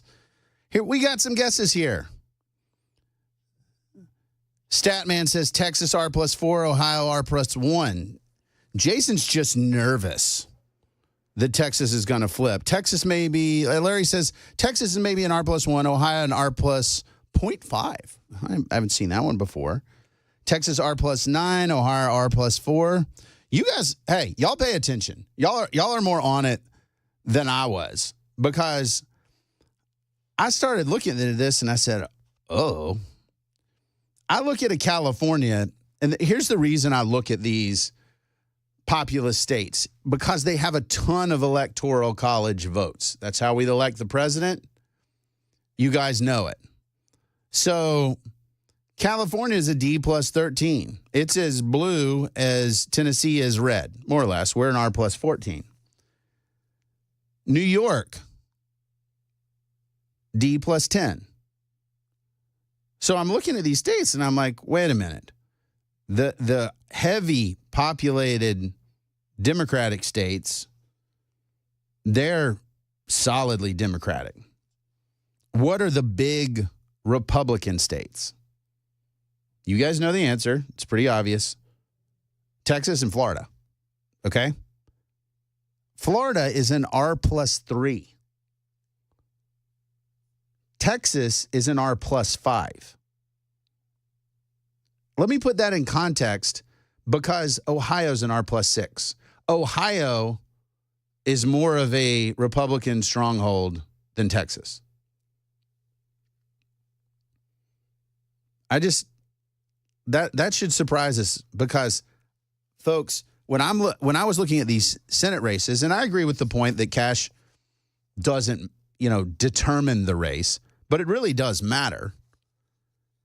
And Democrats, I think long term, if Republicans don't figure something out and figure out how to make a broader appeal to Americans, we're in trouble, because our red state anchors are looking more and more purple.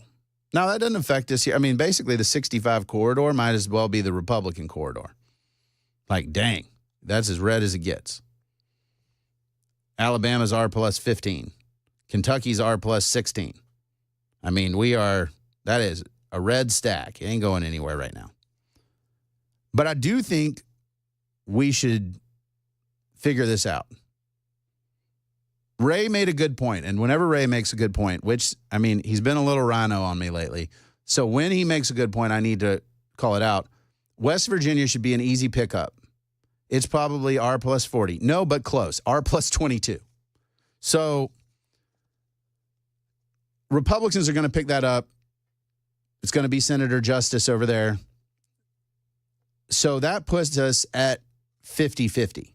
51-49 right now. So that puts it at 50-50. We've got to hold Texas. So Cruz has outraised Representative Allred $20 million. And you guys can pay attention to Texas on election night. If Texas goes Democratic, if Ted Cruz loses, you've got a President Harris, probably a Speaker Hakeem Jeffries, and whoever they decide to be the Democratic leader of the Senate. Schumer, I guess.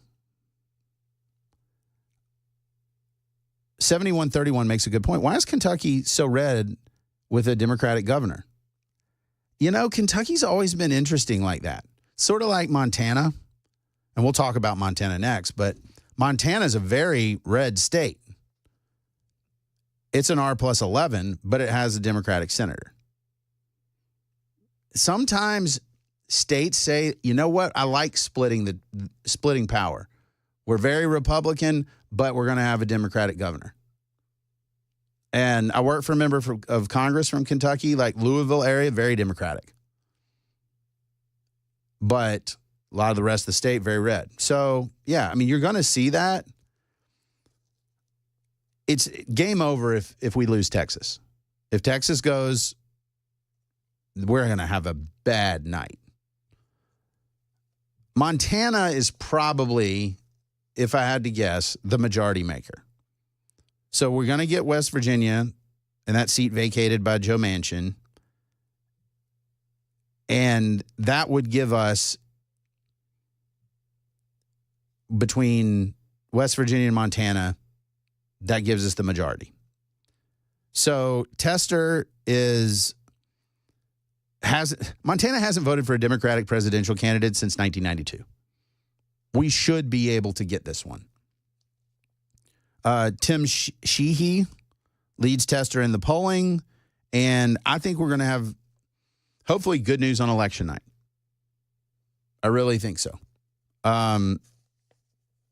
Let's break down some of the other ones that, you know, give you a little bit of a pad we need. Ohio, this is where Republicans have to start work. And the reason why is pretty clear. Sherrod Brown's a Democrat, but he's done this working class populist thing. He said, you know, I'm a little bit different. I'm for the working man, and that's who I care about. It's like Zelensky from Tommy Boy. That's kind of Brown's MO. But Ohio is fairly a red state. And what's interesting in this race and what's happened is that Bernie Moreno, he's a Trump-backed businessman. He's held on to his campaign cash. He has not gone and hit up the airwaves throughout the whole campaign. He's saying, let's get here to the time people are paying attention, and then I'm going to spend it. So we'll know whether that strategy pays off, but we really, really, that would be huge to get Ohio. Wisconsin. Tammy Baldwin's a career politician. Banking executive Eric Hovde, I think is how you say it, Hovde. This is a toss-up, true toss-up in Wisconsin.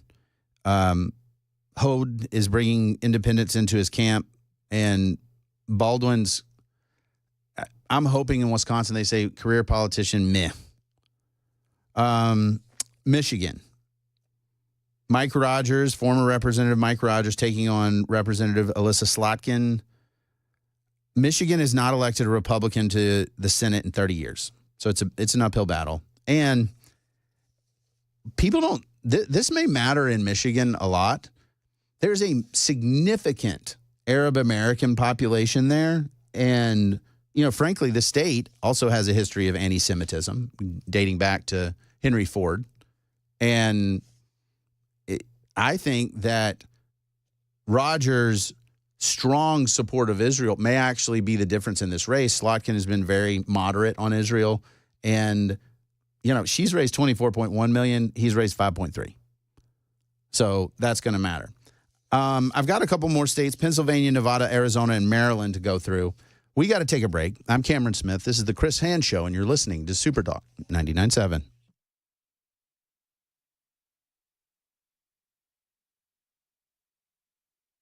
I'm Ken Weaver with your top stories. Got a crash investigation now on the West End. This is going to be 21st Avenue South at Woodlawn Drive. And still got that issue west of Nashville going eastbound on 40. The right lane is blocked there at Kingston Springs, Ashland City, Highway 249, exit 188. That is a 49-minute delay. Full forecast coming up in 5 minutes. Hurricane Milton's expected to make landfall on Florida's west coast between 9 and 11 o'clock tonight. Officials have issued their final warnings that the time to leave is now before it's too late. Outside Tampa, Hillsborough County Sheriff Chad Cronister warned that if residents in the evacuation zones decide to stay, they need to know that help may not be available once the storm hits. You also have to realize that when you make that call for help, I can't imagine what you would feel when you ask for help and it's too dangerous and help's not coming. Don't be that person. Here in Tennessee, flooding from Helene is now blamed for 16 deaths. The Department of Health added one more person to the death toll in Unicoi County yesterday, bringing the total there to 8 in that county alone. And the number of people still unaccounted for remains at 9 today in East Tennessee. Several of the families of Impact Plastics workers who died in the floodwaters of Hurricane Helene have hired lawyers and intend to sue. They say their loved ones were required to stay at work too long, contributing to their deaths. My heart is broken. I lost my mother, my grandmother, my children. My father lost his wife of 38 years marriage. We are not okay. The company's CEO disputes those claims. He said employees were allowed to go home with plenty of time, but some stayed outside the plant as the storm worsened. That's the latest news. Weather is next. I'm Ken Weaver, WTN News.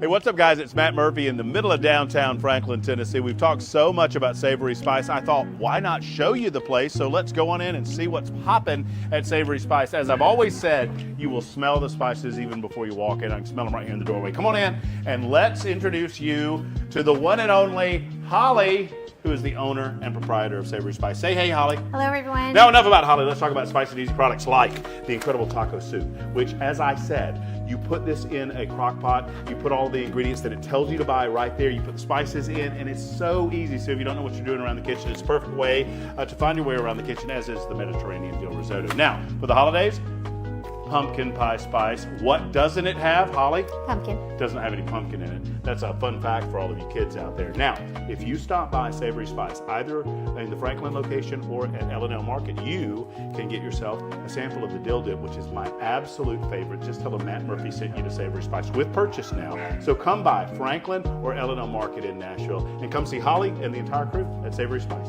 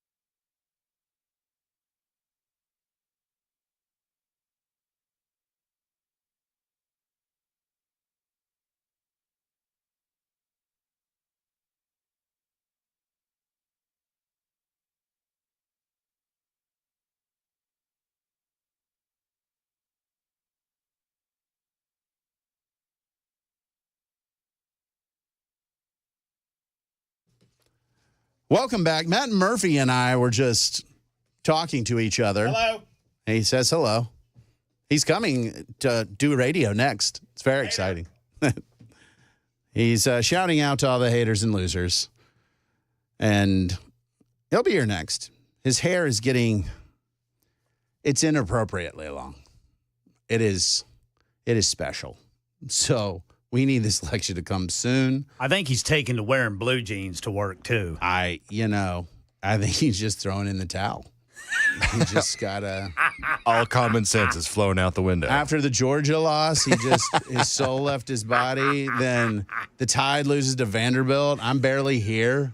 I mean, that was a great game. I'm just saying. It was. Vanderbilt, just in case anybody on the planet doesn't know, put 40 points on Alabama. Yeah. Well, wild. Vanderbilt. One of them was a pick six, though. Yeah. Oh, okay. 40. I just want to reemphasize that number for all who are listening. Hey, and there's this, it's a wild, exotic formation. Nobody's ever heard of it. It's called the option. Yeah. And sometimes you have to stop of it.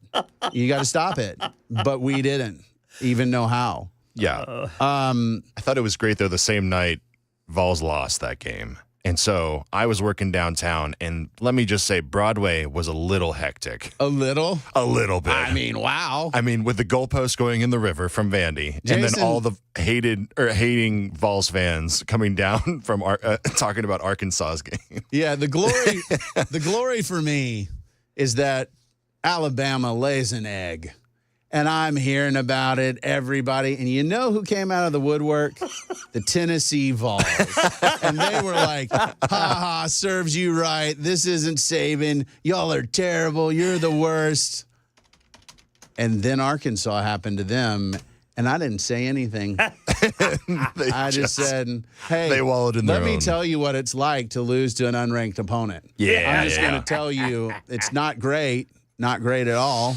Yeah. I'm hoping that the Tide finds an answer for the worst 6 quarters of defensive football I've seen from the Tide against South Carolina this weekend. I got a woo pig suey on the Super Talk text line, and 4327 says, Matt, hurry up and take over and replace this closet liberal. Guys, I'm the closet conservative over at the Tennessee, and everybody knows that. And this is something we've just got to do. If I tell you something that's true and factual and you don't like it, that doesn't make me a liberal. If you can't handle information that's true, it means you're like a weird partisan. That's just the reality. And we need to be prepared. We need to be honest. We need to have good ideas, and we need to be principled. No, Ray, that wasn't from you. Yeah, we do. That's how it works. I know that some of the information makes you mad. Makes me mad too, but it's just how it is. Okay, 3 more states. Pennsylvania. Okay, you got David McCormick. He lost the Senate primary to Dr. Oz in 2022. So he's back, and he's just against Senator Casey. People like Casey in Pennsylvania. I think his dad was governor, well-known, a lot of name ID. Again, has more money. The formula for Pennsylvania is pretty straightforward. You got to get rural and suburban Pennsylvania in high enough levels to deal with the deep blue strongholds of Philadelphia and Pittsburgh. Y'all have heard that saying that Pennsylvania is Alabama with Pittsburgh and Philadelphia? Yeah, that's what it is. That's how it works. So you got to do it. And I think it's really, I'm not feeling good right now on that one. I'm not. Nevada, Sam Brown's a good candidate. He's a Purple Heart recipient, veteran against Jackie Rosen. Polling looks ugly right now for Brown, and it seems like he's fallen behind. But again, $22 million more for Rosen than Brown. That makes a difference in the elections. And Andy said, Matt, help. Cameron is also trying to get us to buy socks from China. Andy, they're probably already on your feet, bro. Just saying. Hate to shock you a little bit there, but I hate that, but I'm just letting you know. Okay. Wait, they're from where? From China. Sorry, I just needed that. China. I like it. So, Nevada's not looking great. Arizona, we could have won. We could have won Arizona, and we still may, but Carrie Lake is not a great candidate. I'll just say that. She's not a great candidate. She's all over the place. She lost the governor's race, and Republicans were like, you know what? Let's do it again. And okay, I know we like to recycle our political candidates, but she is not great. And what I could see here is Trump winning Arizona and Lake losing. Right now, the polling has Gallego, the Democrat, has a double-digit polling lead, and it looks like it's going to hold. We only got a little bit left. So I'm not saying Trump's going to lose Arizona. I'd be really surprised if Lake wins. And if she does, man, Republicans are having the night of their lives.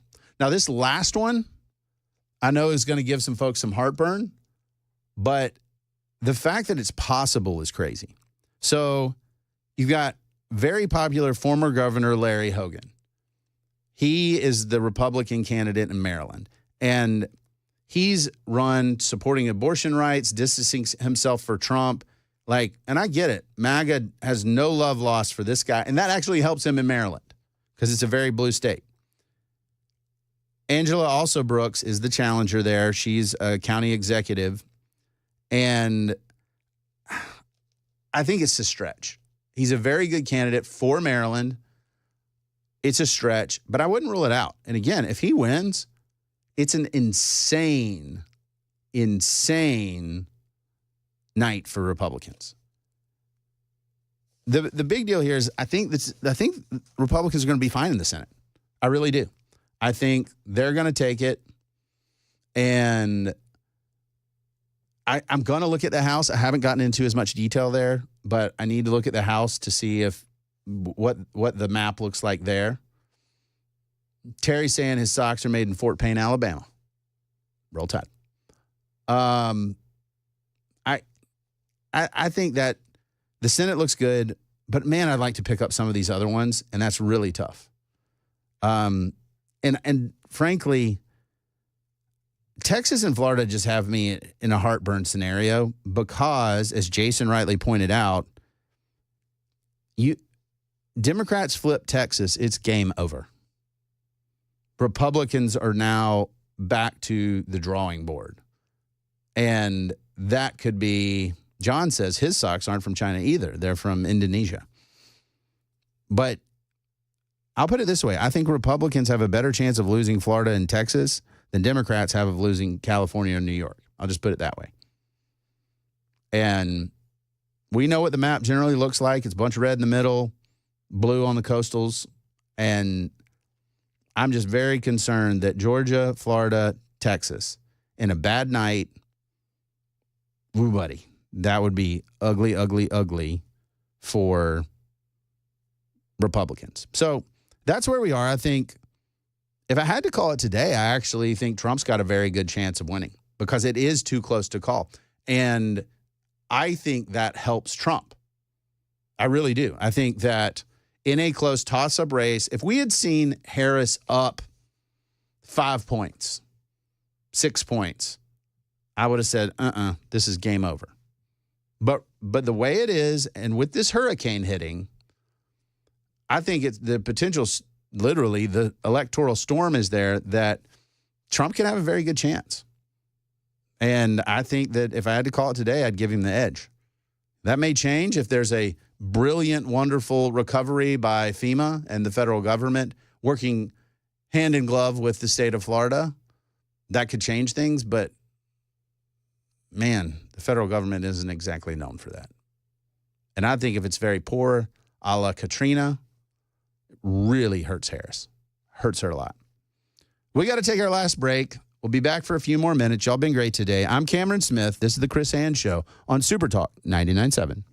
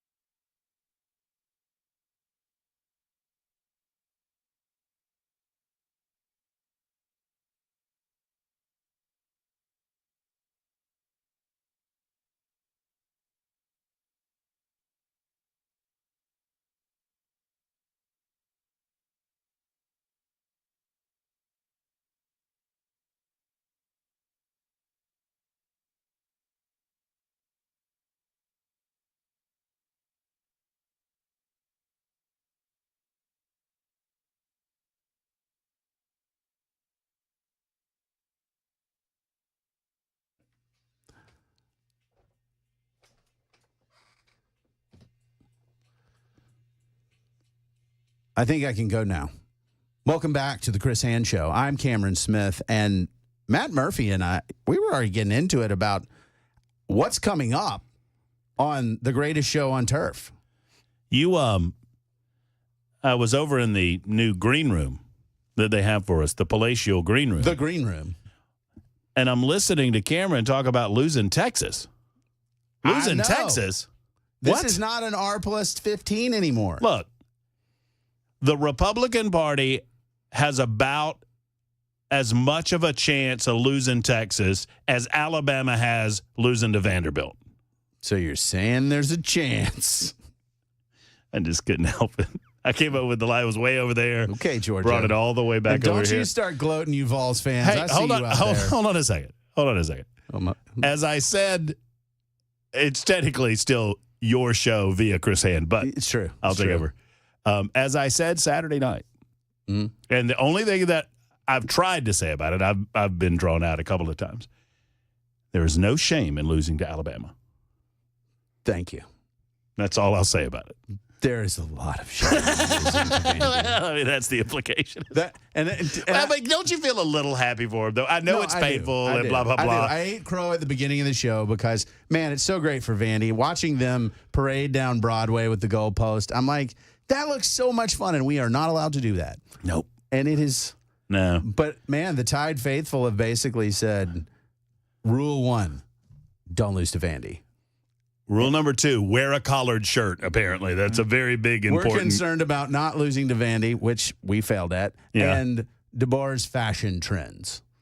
I'm like, I mean, the best coach, one of the best coaches of all time, Bill Belichick, wore like a cutoff hoodie. I mean. Well, it's peak football fandom. Oh, it is. That I promise you there would be. You know, if you beat Vandy 70-0, people are going and buying that T-shirt. They're wearing that T-shirt the next day at work, whatever, you know. But because you didn't, there you go. My family's going down to Tuscaloosa on Saturday seeking redemption. I will be by myself at home still. In the dark? Mourning the loss to Vanderbilt. Shades closed, curtains closed. I had a choice. Like, did I want to that evening wear out my Tide gear or not? And I always roll Tide, but it was tough. Well, and I posted after looking, and I observed, and I posted up, you know, on social media, there's no shame in losing to Bama, which is obviously a little dig at Bama, but after the Vandy loss. And I just waited, and I watched a lot of my volunteer fans just go after the Crimson Tide. And then at the end of the night, I just got back on social media and said, humility is just a week away. I mean, in the new SEC, baby. Yeah, and look, it's also evidence that God answers prayers, because I was like, dear Lord, please humble the Tennessee Vols, because I cannot take it for a whole week. And then there we go, right there. Woo pig suey. So y'all can blame Cameron for all of You that. can blame me all you want. Hey, look, Cameron brings you down. I'm going to lift you back up. Thank you. I'm going to lift everybody back up. I'm Please going to do. explain why Kamala Harris is such an awful candidate. She's so bad at this. There's very, very little chance of Donald Trump losing this election for a lot of different reasons. I think. I think you're right. Now I have to listen to that. Thank you, guys. Y'all been awesome today. This has been a really, really fun awesome. show. Awesome's all around. Awesome's all around. I'll be back tomorrow. I'll be back Friday. Chris Hand's on vacation. He's not dead. That's true. You're listening to Super Talk 99.7.